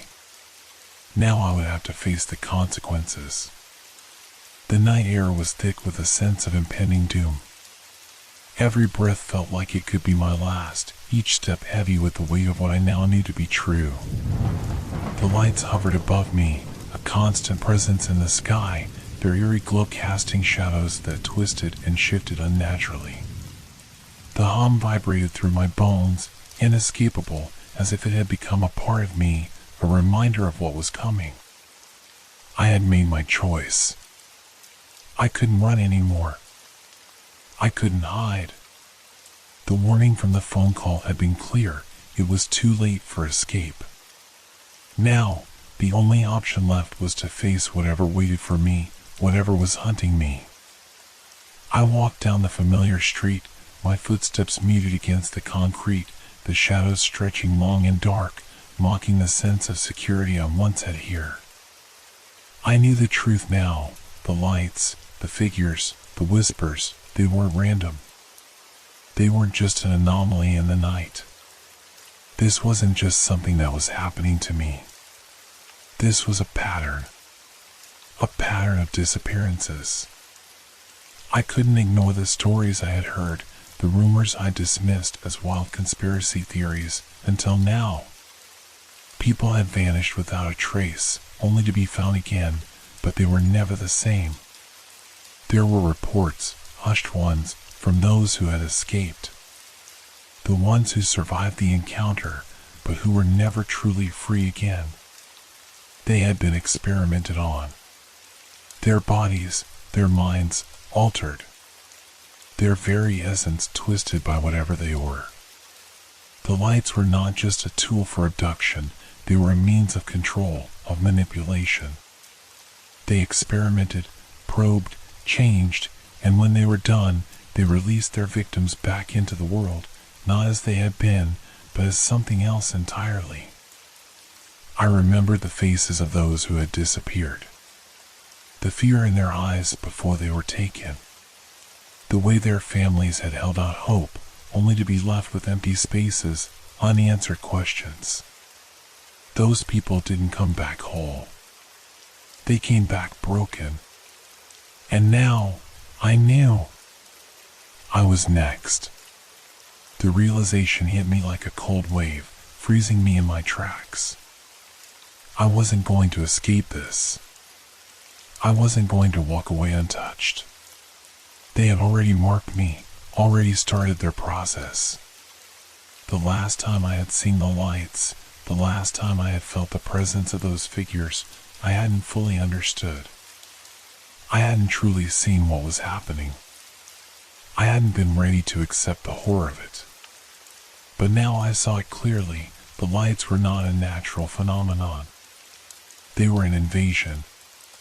A slow, methodical campaign of fear and control. And I was caught in the middle of it. I thought back to the first time I'd seen them, those lights hovering above the city like some kind of warning. I hadn't known then what they meant, but now I did. It wasn't just a coincidence. It wasn't just an accident. The lights were searching. They were hunting for people like me. They had a purpose. They were taking us. The hum started again, low and steady, just beyond the edge of hearing, but still there. And I knew they knew I was here. The lights were drawing closer now, flickering and darting in the sky, moving with purpose, like the pieces of a puzzle falling into place. A sudden sharp pain shot through my head, and I staggered, clutching my skull. The pressure was unbearable, like something was trying to reach inside me, something cold and unrelenting. No, not yet. I won't let them do this to me. I shook my head, fighting against the pressure. The world around me seemed to distort, to shift like a mirage, and for a moment, I thought I could see the faces of those who had been taken. Their eyes were wide with terror, their expressions frozen in a look of agonizing clarity. They had been altered, changed, their very souls twisted into something unrecognizable. I blinked, and they were gone. But the lights were still there. I could hear the footsteps, too, now. slow, deliberate. Not from anyone around me, but from the air, from the very space I stood in. It was them, those figures. I couldn't see them yet, but I felt them. Their presence was like a weight on my chest, suffocating, inescapable. I didn't know what they wanted from me. I didn't know what they were going to do to me. But I knew one thing, I couldn't let them take me without a fight. I looked around, my mind racing. There was no way out. I was trapped in this nightmare, just as they had wanted. But I wouldn't go down quietly. I wasn't going to be one of their experiments, one of their projects. Not without a struggle. The ground beneath me seemed to vibrate as the lights grew brighter, closer, and I could see them now, the figures. They were floating just above the street, their bodies shifting and flickering in the lights like mirages. They weren't human. I could see that now. They were something else, something alien, their forms bending and twisting unnaturally. One of them stepped forward, a dark, shadowy figure that loomed in front of me. I could hear its voice in my head, soft, almost like a whisper, yet it reverberated through every part of me. "We've been waiting for you." I didn't respond. I couldn't. The fear had stolen my voice, and all I could do was stare back, my pulse racing. And then the truth hit me in full force. This was it. This was the moment I had feared since the first night I'd seen the lights. The moment where I would be taken. Altered. Changed. But I wasn't going down without a fight. Not yet. I took a deep breath, preparing myself for the unknown, for whatever was about to happen. And then, there was nothing. The hum stopped. The lights dimmed. The figures began to fade, retreating into the sky like they had never been there at all. What was happening? But the sense of impending doom didn't leave. Something was still there, lurking in the shadows, watching. Waiting. I wasn't free. Not yet. The final confrontation was only just beginning. And this time, I wasn't going to be caught off guard. The world around me was too quiet. The absence of the hum, the eerie silence that followed the figure's retreat, felt unnatural. It was as if everything was holding its breath, waiting for something terrible to happen. My chest tightened with the knowledge that it wasn't over. It had only just begun. I stood frozen in the middle of the street, my legs stiff, my heart pounding so hard I was sure the lights in the sky could hear it. I could still feel them, watching me. Their presence lingered in the air, pressing in on me like a heavy weight, suffocating me from all sides. The darkened figures had vanished, but the oppressive silence only made their absence more unsettling. It felt like a prelude to something worse. And then, just as I began to think maybe I had imagined it all, the sky lit up again. At first, it was only a flicker. A single, bright flash that illuminated the night as if someone had turned on a blinding spotlight. My stomach dropped, and my breath caught in my throat as I looked up. The lights were back. This time, however, they were far more intense. They weren't just dots in the sky anymore. They were huge, powerful, swirling in a chaotic pattern that made my skin prickle with terror. The air crackled, humming louder than before, vibrating deep inside me. It wasn't a sound, it was a feeling. I could feel the vibrations in my bones, in my skull, in every inch of my body. The lights weren't just overhead now, they were surrounding me, closing in. My first instinct was to run. To flee, to escape, to put as much distance between me and whatever it was that was coming. But something stopped me. I couldn't move. My feet were glued to the ground. The lights pulsed like an enormous heartbeat in the sky, and for the first time, I truly understood what they were. They were alive. A sudden thought shot through my mind like a sharp stab of clarity. I wasn't just being hunted. I was being called. The hum became more focused, louder. The air felt thick, charged. The lights began to form shapes, patterns, almost like they were speaking to me. No, not speaking, but communicating in some way. I could feel it in my chest, like the hum was vibrating my very soul. They were here for me. The figures were back too. I could feel them, not just in the air, but creeping closer, just beyond my vision, lurking in the shadows. I didn't need to see them. I could sense them, like a presence pressing in from all directions, suffocating me, surrounding me, pulling me in. They were watching me again. And this time, I understood. I understood that they were not just looking for anyone. They were after me. They had been searching for me from the very first moment I had seen the lights. They knew who I was. They knew I had seen them. And now, they wanted me. The decision before me was simple, yet terrifying. Fight or run. I looked around, trying to find any escape, any way to avoid this fate.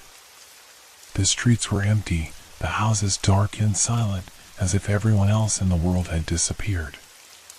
This was my fight, my choice. There was no one else here to help me. No one else even knew what was happening. And yet, the thought of running, of fleeing like a coward, filled me with something darker than fear. It was the feeling of being completely powerless, of submitting to whatever these creatures were. I had heard the stories.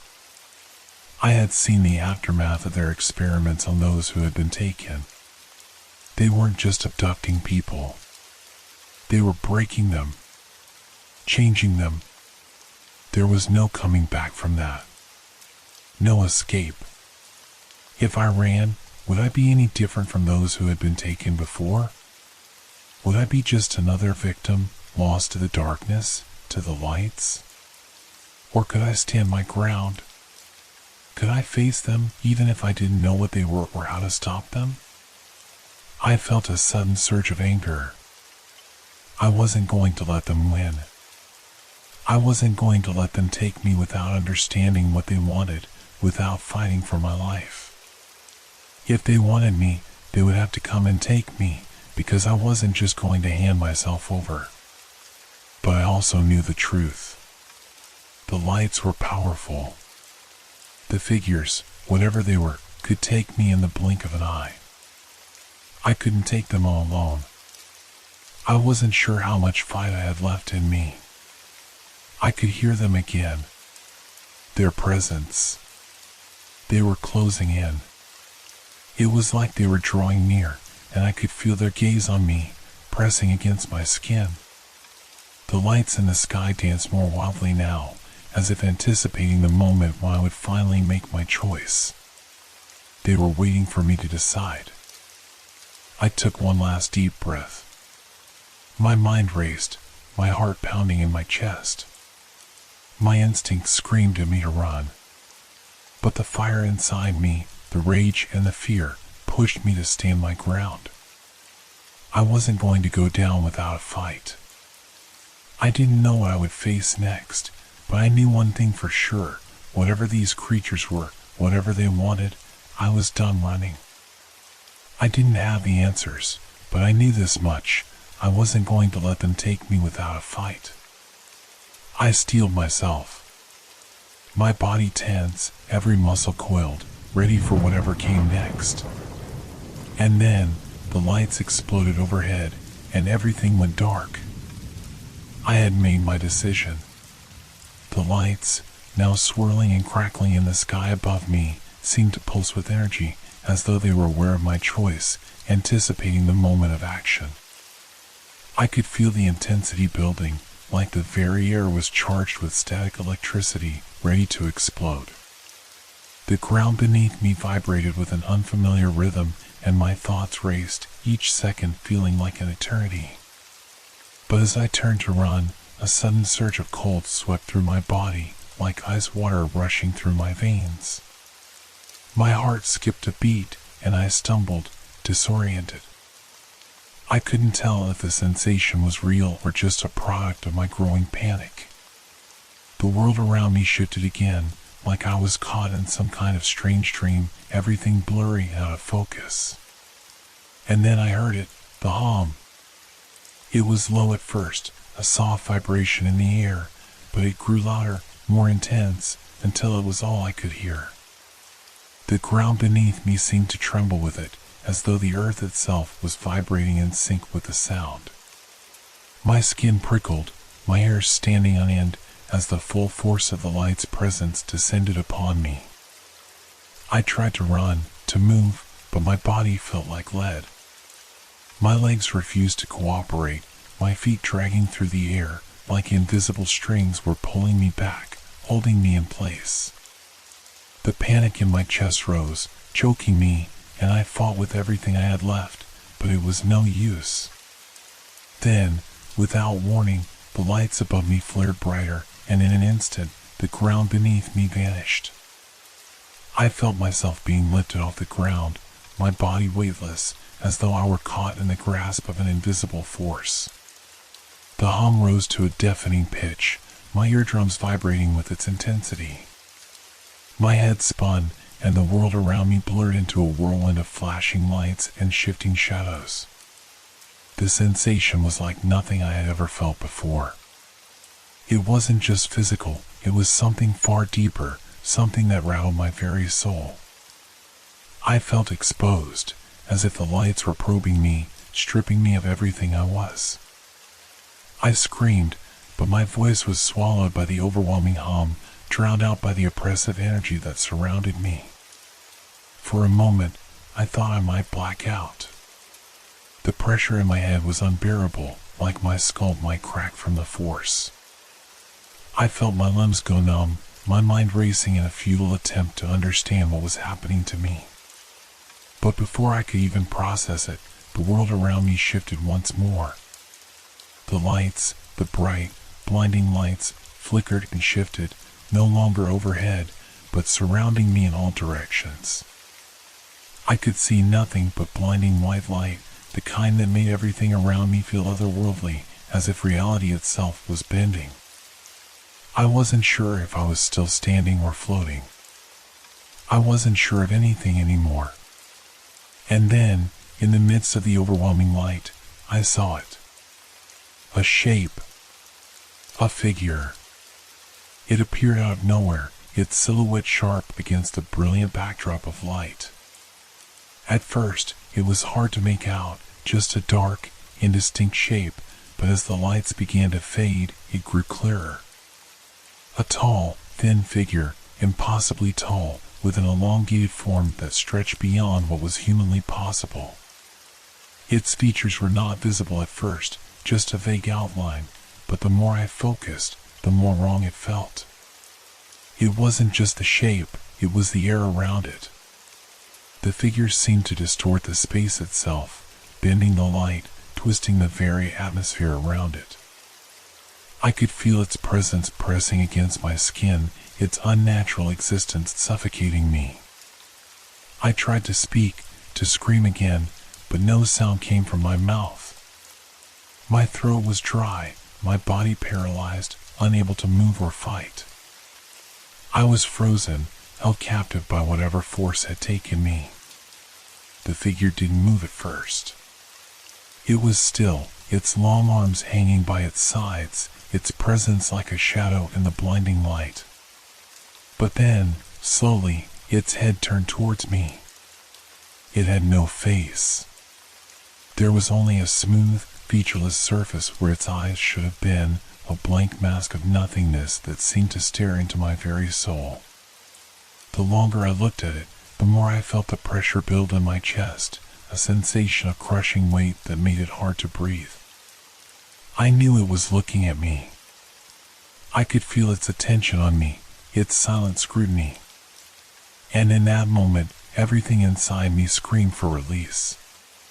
It stepped forward, its movement fluid, graceful, unnatural. I was in the grip of something far beyond my understanding. The figure reached out, its hand, no, its limb, extended towards me. Its fingers were long, thin, almost insect-like, and as it touched me, I felt the cold of its skin seep into mine, like 1,000 needles piercing my body at once. I wanted to pull away, to fight back, but my body refused to obey. I was at the mercy of whatever this being was. And then I heard a voice, though it wasn't spoken out loud. It wasn't a voice I could hear with my ears, but with my mind, its presence in my head, its thoughts weaving into my own. We are the observers, the experimenters. You will be changed, just like the others. The words weren't comforting. They weren't even human. They were cold, calculating, and final. I understood then, the people who had disappeared, the ones who had come back changed, had been altered by whatever this being was, by whatever force controlled the lights. I wasn't just here by accident. I wasn't going to be released. I was part of their plan, their test. I was one of their subjects. And as the lights flared brighter, as the figure drew closer, I felt the last threads of my humanity slipping away. There was no escape. There was only the endless light, the hum, and the cold grasp of whatever waited for me in the darkness. The moment the alien touched me, a searing pain shot through my body. It wasn't just physical. It felt like my very essence was being torn apart, stretched thin, and molded into something else. Every nerve screamed, every thought clouded by a rising tide of dread. I wanted to escape, but I couldn't. My limbs were locked in place, my body immobilized by an unseen force. The world around me seemed to twist, shift, and distort as though reality itself were unraveling. The being's fingers, long, spindly, and cold, moved along my skin, sending shockwaves of ice through my veins. The pressure intensified, and I felt my mind begin to crack under the weight of it. I fought back with every ounce of strength I had left, but it was futile. I was slipping, falling into the abyss. Then, without warning, everything shifted again. The overwhelming light vanished in an instant. One moment, I was surrounded by the blinding brilliance, and the next, I was plunged into darkness. The air was thick and heavy, filled with a strange, musty scent, as if I had been swallowed by the earth itself. My skin tingled with a foreign, electric sensation that made my hair stand on end. I gasped for air, disoriented and lost, struggling to comprehend what was happening. I tried to move, but my limbs felt sluggish, as though they were no longer my own. Panic began to creep in. Where am I? My surroundings were too quiet, too unnatural. The fear returned, drowning out everything else, until the space around me seemed to close in. Then, I heard it. A faint whisper, like 1,000 voices speaking at once, just beyond my hearing. It was incomprehensible, alien, impossible to decipher. The sensation of being watched returned with a vengeance, suffocating me as the air grew colder and thicker. I managed to lift my head, eyes straining to adjust to the dim, oppressive environment. The ground beneath me felt soft, almost spongy, and the texture was unlike anything I had ever experienced. It was as if the very earth was alive, breathing beneath me. I blinked, attempting to focus, and my surroundings slowly began to come into view. It was a world beyond understanding, beyond anything I had ever known. The sky above me was not the dark, star-filled void I was familiar with. Instead, it was a swirling mass of iridescent colors, an unnatural blend of hues that shifted and fluctuated like liquid light. It reminded me of the glowing lights in the sky back in Denver, but this was different. This was alive. The very air felt electric, charged with the kind of energy that made my skin prickle and my heart race. There were no stars. No moon. Just the strange, glowing sky and the suffocating sense of displacement. The ground beneath me was slick, like the surface of a strange, alien ocean, smooth and wet, but oddly solid. It seemed to pulse with a strange rhythm, as though the earth itself had a heartbeat. I could see strange, twisted shapes rising out of the ground, their silhouettes sharp and jagged against the swirling sky. Some of them looked like plants, but they moved, not with the grace of trees in the wind, but with the kind of twitching, unnerving movement that no plant should have. I tried to push myself to my feet, but my limbs refused to obey. I was still locked in place, unable to break free from the strange grip that held me down. Panic surged once more, but I couldn't give in to it. I had to fight. I had to survive. And then I saw them. Figures, tall, thin shapes, their outlines blurred, but somehow familiar. The same figures that had stalked me before, only now, they were not just in the distance. They were here, moving toward me in the fog of light. But these beings were different. They were more solid, more defined, with an unnatural fluidity in their movements. They were like shadows in the light, their forms stretching and shifting unnaturally, but their presence was undeniable. They were real. They were here. And they were coming for me. One of the figures stepped forward. It was tall, impossibly tall, and its limbs elongated in ways that made my stomach twist. The thing had no face. No eyes. Just a smooth, reflective surface where its features should have been, like a blank, glassy mask. The air around it seemed to ripple, warping and bending as though it could distort reality itself. It looked at me, no, it sensed me, and the oppressive pressure returned, bearing down on me with an almost physical force. I could feel the weight of its gaze. Its very presence. The alien's form seemed to split, fragmenting as if it were made of thousands of tiny particles, all shifting in place, like sand caught in the wind. And then, the sound, soft at first, like a hum, but slowly growing louder, an almost unbearable buzz that made my teeth ache. Another figure appeared beside the first, moving in tandem with it. They were all around me now, encircling me. I was trapped in this bizarre, alien landscape, surrounded by these creatures, unable to move, my mind swimming with fear and confusion. The whispers grew louder, thousands of voices, all speaking at once, but none of it made sense. It was like they were communicating, but I couldn't understand the language. And then, one of the beings reached toward me. Its arm stretched out with unnatural speed, moving through the air like liquid. It was coming for me, slowly, deliberately. I wanted to scream. I wanted to run, to fight, to do anything to escape. But I couldn't.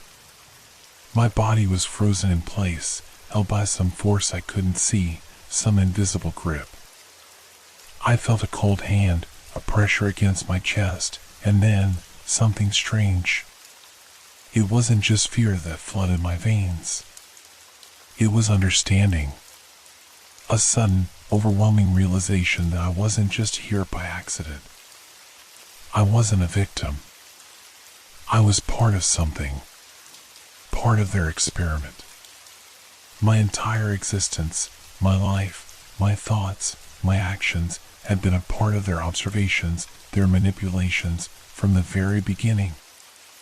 I was their specimen. I was their study. And as the hand reached closer, I knew, deep down, that there was no escape. I was already a part of them. There was nothing left but the darkness that awaited me in their grasp. As the cold, alien hand hovered over my chest, the realization hit me like a crushing wave. It wasn't just the lights I had seen or the strange creatures that stalked me. The entirety of what was happening was part of something much bigger.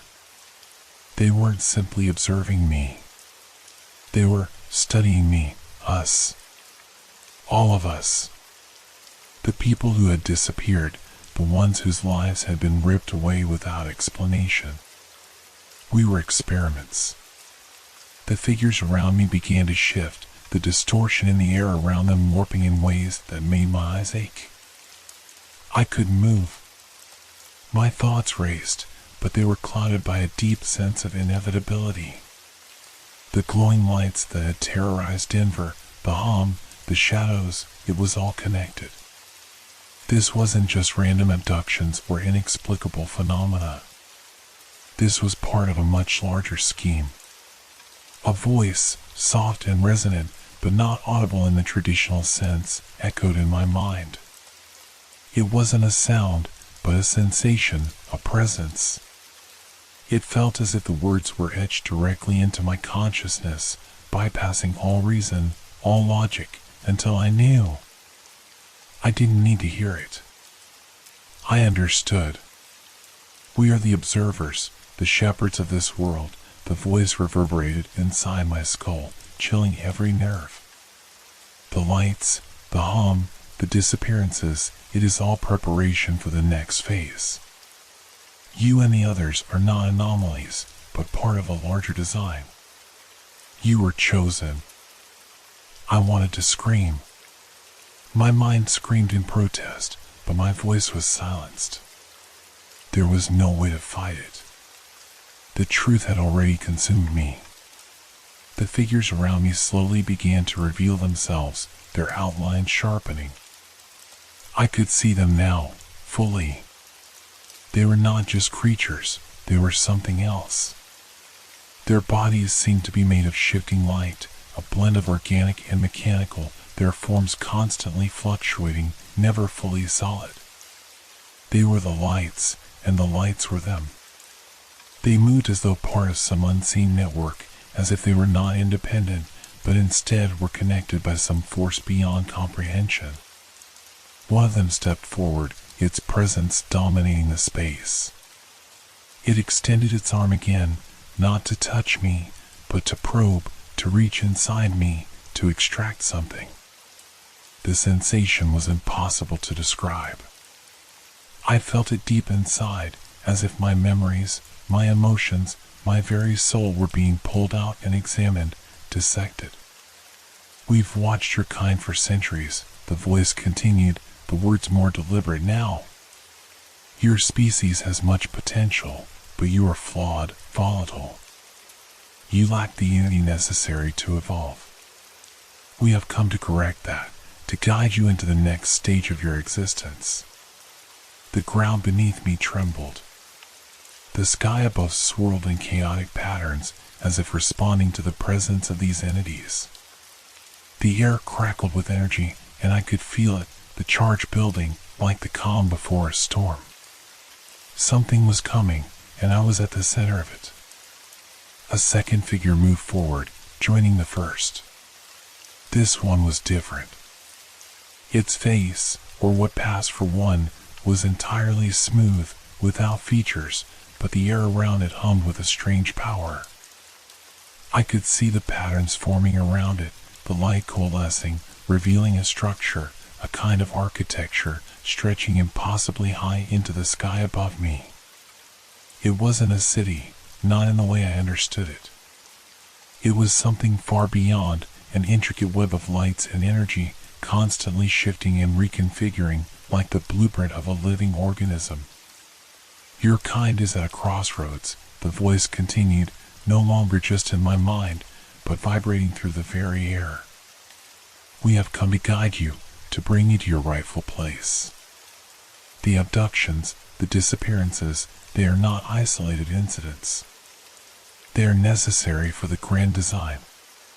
The others, your fellow humans, have been absorbed, transformed into a new kind of existence. They are not lost. They are becoming part of something far greater. A unity beyond what you can comprehend. The weight of it all pressed down on me. My body ached, but my mind screamed for escape. These beings, these lights, they weren't just watching us. They were preparing us for something. A transformation. An evolution. An assimilation. They weren't just observing anymore. They were preparing us. For what? I couldn't bear to imagine the true nature of their plans. But I knew, deep down, that it was something beyond my understanding. Something horrifying. But the final realization came, and it was worse than anything I could have ever imagined. "We are not alone," the voice whispered, its tone now almost sinister. "This is only the beginning. What we've started here is a small part of the greater plan. And soon, others will come. They are waiting." I saw it then. In the distance, beyond the swirling lights, beyond the shadowy figures, a new, even brighter light appeared on the horizon, an entity larger than anything I had ever seen. Its presence felt ancient. I had always thought the lights in Denver were just some strange occurrence, an inexplicable phenomenon. But now, I understood. This was no accident. This was a deliberate act, a signal, a calling for something far, far greater. I had been wrong to think I was just a victim. I was part of something far more terrifying. And there was no way to escape it now. The city looked the same.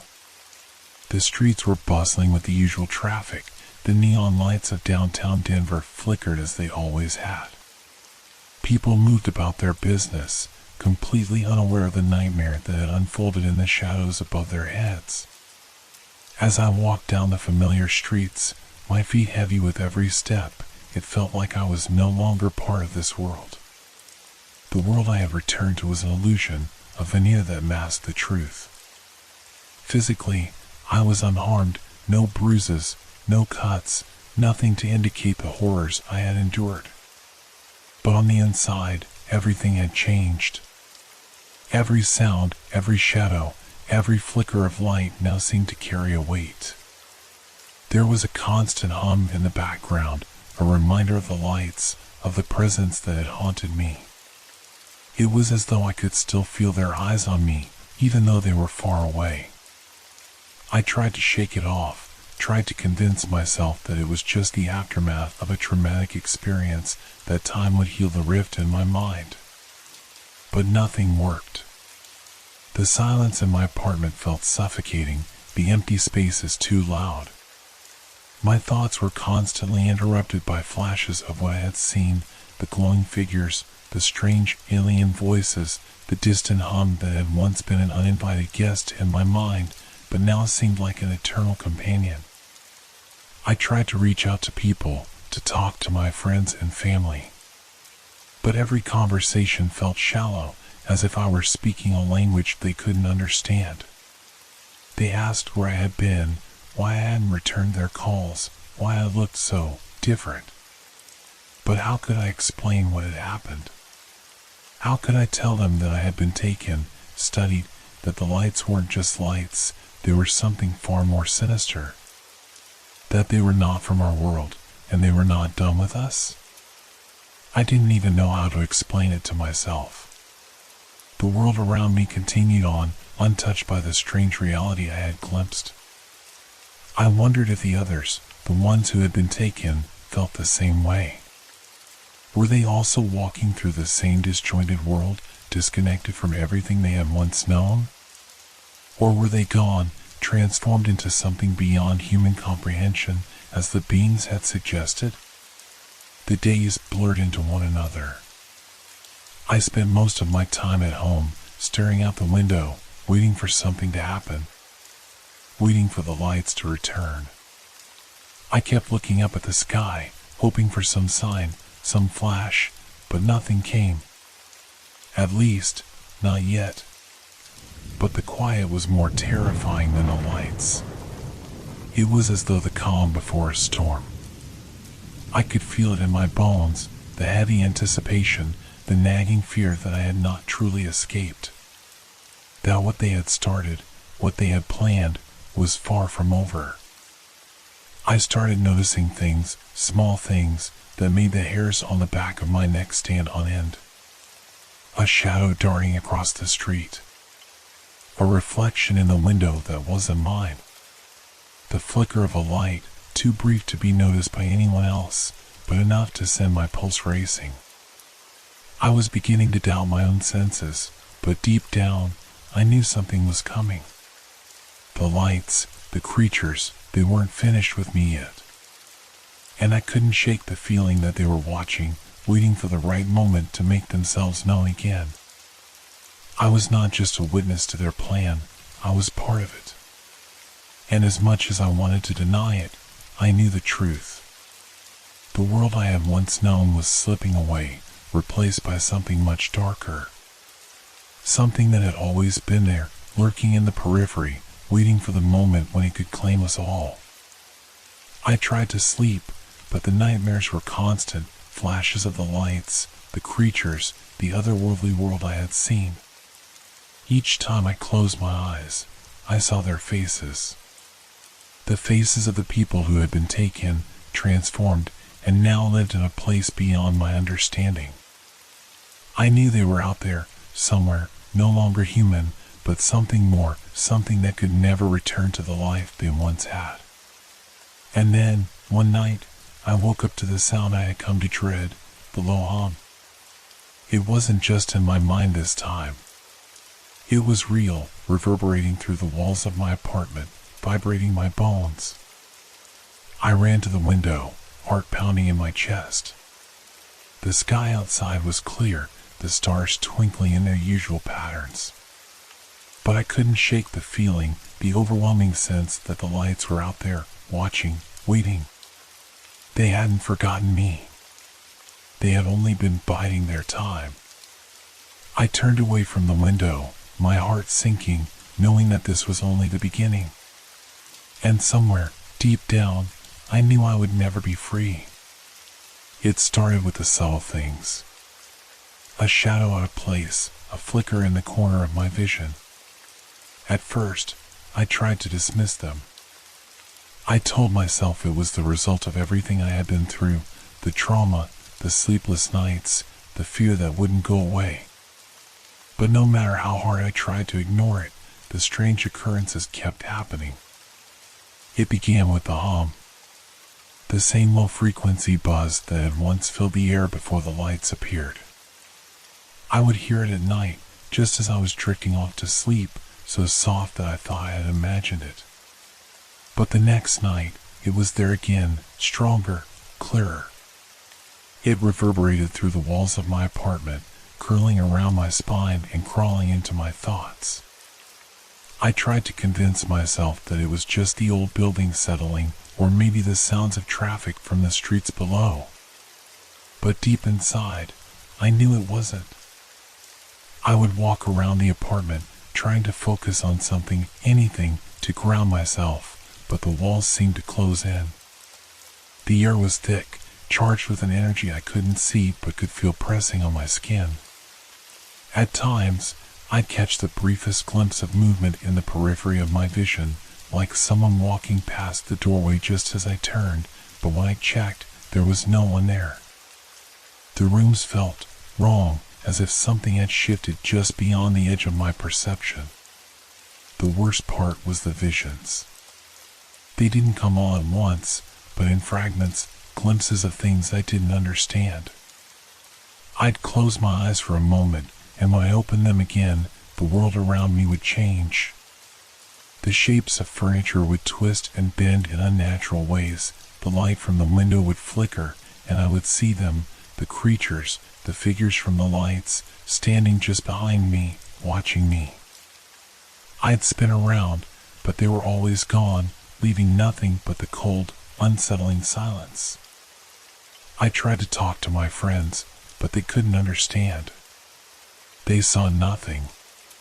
They thought I was just imagining things, a victim of my own mind playing tricks on me. But I knew what I was seeing. I knew the lights had followed me back. And now, it seemed, their presence was lingering in the world I had returned to. It wasn't just the vision that disturbed me. It was the feeling of being watched, that ever-present gaze on the back of my neck. At the grocery store, in my apartment, walking down the street, everywhere I went, it felt like someone, or something, was observing me. The hair on the back of my neck would stand up, my heart would race, and I would turn quickly, expecting to find someone behind me. But there was never anyone there. And then there were the noises. The faint tapping, scratching, and whispering that would echo through the walls at night. At first, I thought it was just the house settling, the sounds of pipes and old wood creaking. But when I would press my ear to the wall, I could hear something else, a low, steady drumming, like fingers tapping against glass, distant but persistent. It was almost rhythmic, as though someone, or something, was trying to communicate. I would jump back, my breath catching in my throat, and the sounds would stop, only to return again a few hours later, as if they had never left. It wasn't just at night, though. Sometimes, during the day, I'd hear soft whispers, low, unintelligible voices that seemed to come from all around me, like a crowd murmuring just out of earshot. I'd search the room, but the voices would always vanish before I could find their source. It was as though the sounds were playing with me, showing me how powerless I was, how small I had become in the face of whatever was watching me. And then came the dreams. The dreams I couldn't escape. They weren't like normal dreams, they felt more like memories, like I had lived through them before. The lights would be there, swirling above me, pulling me in, and I would feel myself being taken, just like the others. But in these dreams, I was aware, conscious of what was happening. I would scream, but no sound would come out. I would try to run, but my legs wouldn't move. The figures would appear, shifting, blinking in and out of reality, their faces impossibly alien, their eyes empty, endless. They would reach for me, and I would wake up, drenched in sweat, my heart hammering in my chest. Each time I woke, I was left with the same gnawing sensation. The lights weren't gone. They were still there, somehow. Still watching. Still following. It was as if the moment they had taken me, they had marked me, claimed me, and no matter where I went, no matter how far I tried to run, they would always find me. I couldn't escape them. They had never truly let me go. I couldn't keep it to myself anymore. The visions, the voices, the feeling of being followed, it was all too much. I had to talk to someone, to tell them the truth, to warn them. It wasn't just for me anymore. If these lights, these creatures, were out there, I needed to make sure someone else knew. I couldn't be the only one who saw it, who understood that we weren't alone, that something was hunting us. I reached out to friends first. I called Sarah, a close friend from work. She had always been a good listener, the kind of person who would humor me even if she didn't understand. Maybe, just maybe, she'd listen now. But when I told her, when I tried to explain what had happened, the lights, the disappearances, the experiments, she didn't react the way I'd hoped. There was a long pause on the other end of the phone, followed by a nervous laugh. "Come on, you're scaring me now," she said. "You've been through a lot, I get it. But these stories, they're a bit much, don't you think?" I tried to convince her. I told her about the hum, the shadows, the way things had changed in the world around me. I described the figures in the lights, the way they moved, the way they knew things they shouldn't. I even told her about the warning, the strange voice that had called me in the night. I could hear the disbelief in her voice as she tried to brush me off. "I think you need to talk to someone, maybe a professional," she said gently. "You're just a little shaken up. I don't think anyone would believe you, and you don't need that kind of stress right now. It's not healthy." The words stung, but I forced myself to keep calm. "You don't understand. It's real, Sarah. It's happening. Please, you have to." But she had already ended the call. That was when the cold wave of isolation truly hit. I had tried to reach out, to make someone understand, but all I got in return was dismissal. I couldn't blame them. They hadn't seen what I had. They didn't know what I had lived through. But it didn't make it any easier. I didn't stop there. I went to my family, hoping they'd be more supportive. But when I spoke to my brother, his face twisted with concern. "Okay, listen, I know you've had a rough time, but you need to stop with these stories. They're getting really out there," he said, running a hand through his hair. "People are going to think you've lost it." I pleaded with him. "You don't get it. You haven't seen the things I've seen. You haven't felt the eyes on you, watching you every second of the day. They're out there, and they're not just going to stop. They're going to." But he shook his head, cutting me off. "You're spiraling, okay? You need help, not to be telling people you're being chased by aliens. This isn't you, man. You need to pull yourself together." His words echoed in my head long after I had left. I felt like I was drowning, screaming for air while everyone around me just stood there, watching, telling me to calm down, to let go of my fears. But I couldn't let go. I couldn't forget. I tried to talk to a few more people, anyone who would listen. But each time, the reaction was the same: blank stares, forced smiles, and nervous laughter.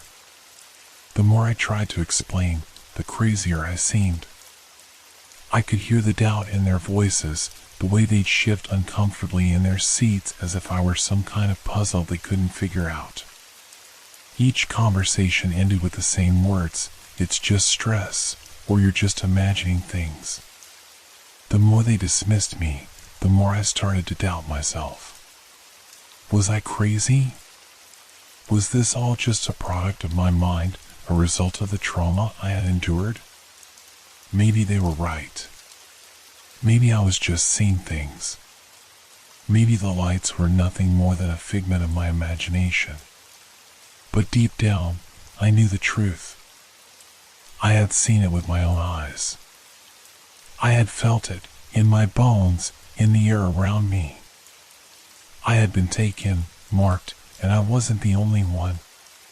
There were others out there, others who had been taken, changed, and no one seemed to notice.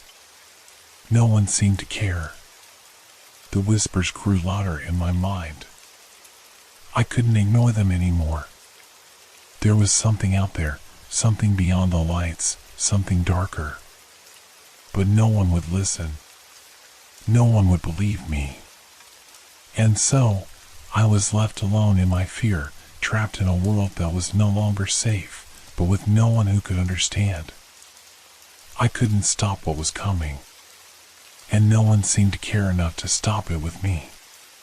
The more I tried to convince myself that everything was over, the harder it became to trust my own mind. Days blurred into each other, but there was no relief, no sense of peace. It felt like I was still living in the shadow of the lights, like I was still being watched, even when there was no visible sign of them.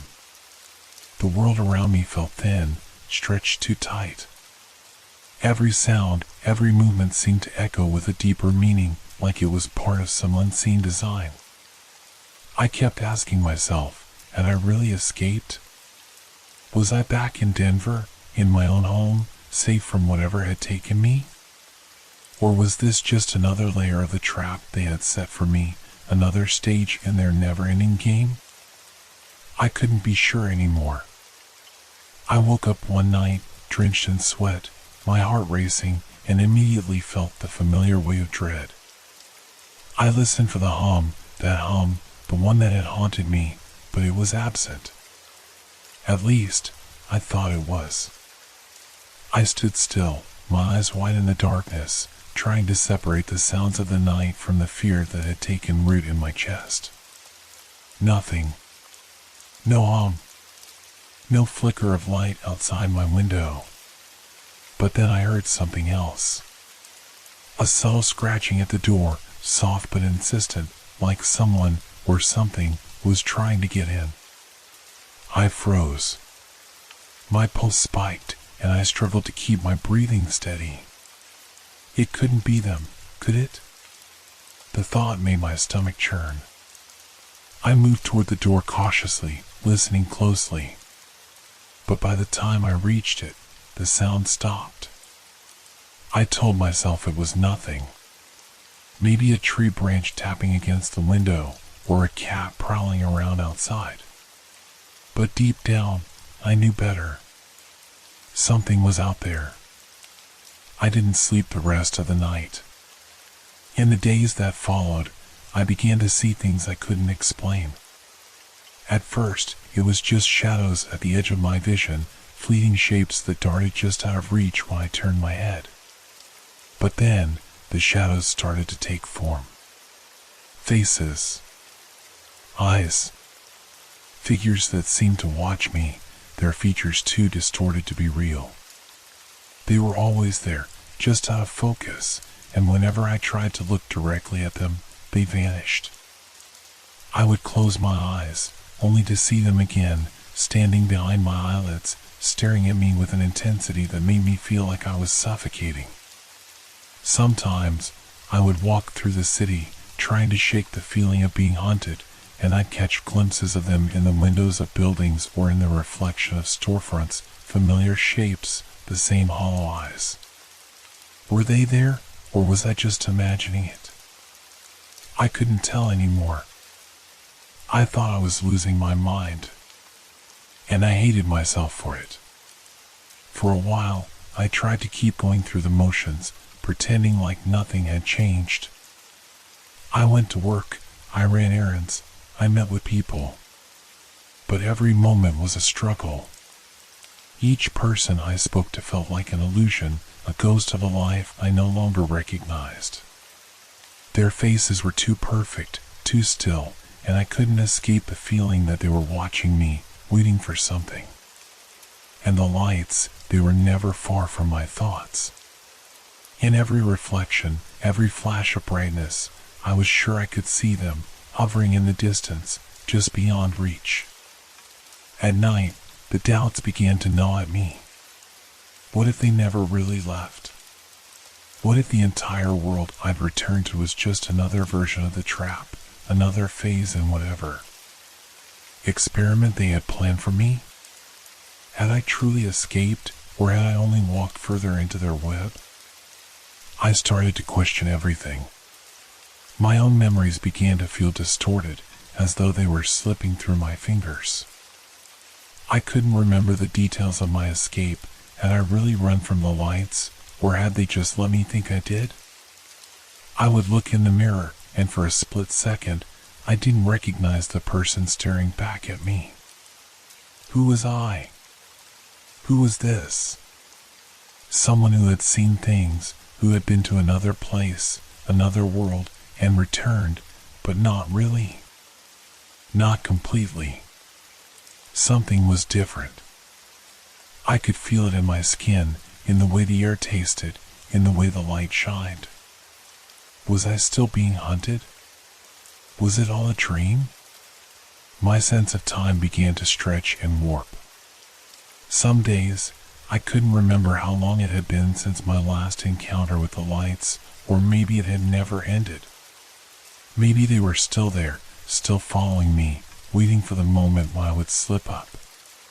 And the whispers, they were growing louder. At night, In the silence of my apartment, I would hear them again.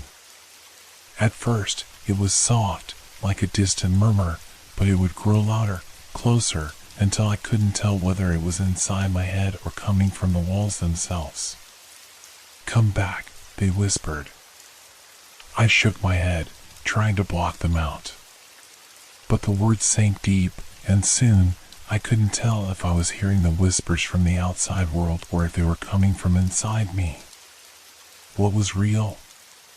What was left?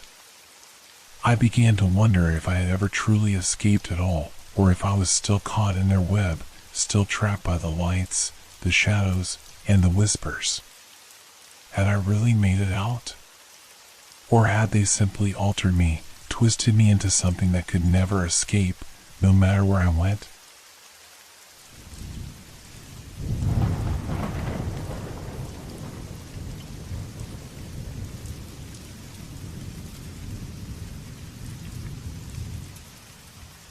Hope your dreams are filled with fear. Good night.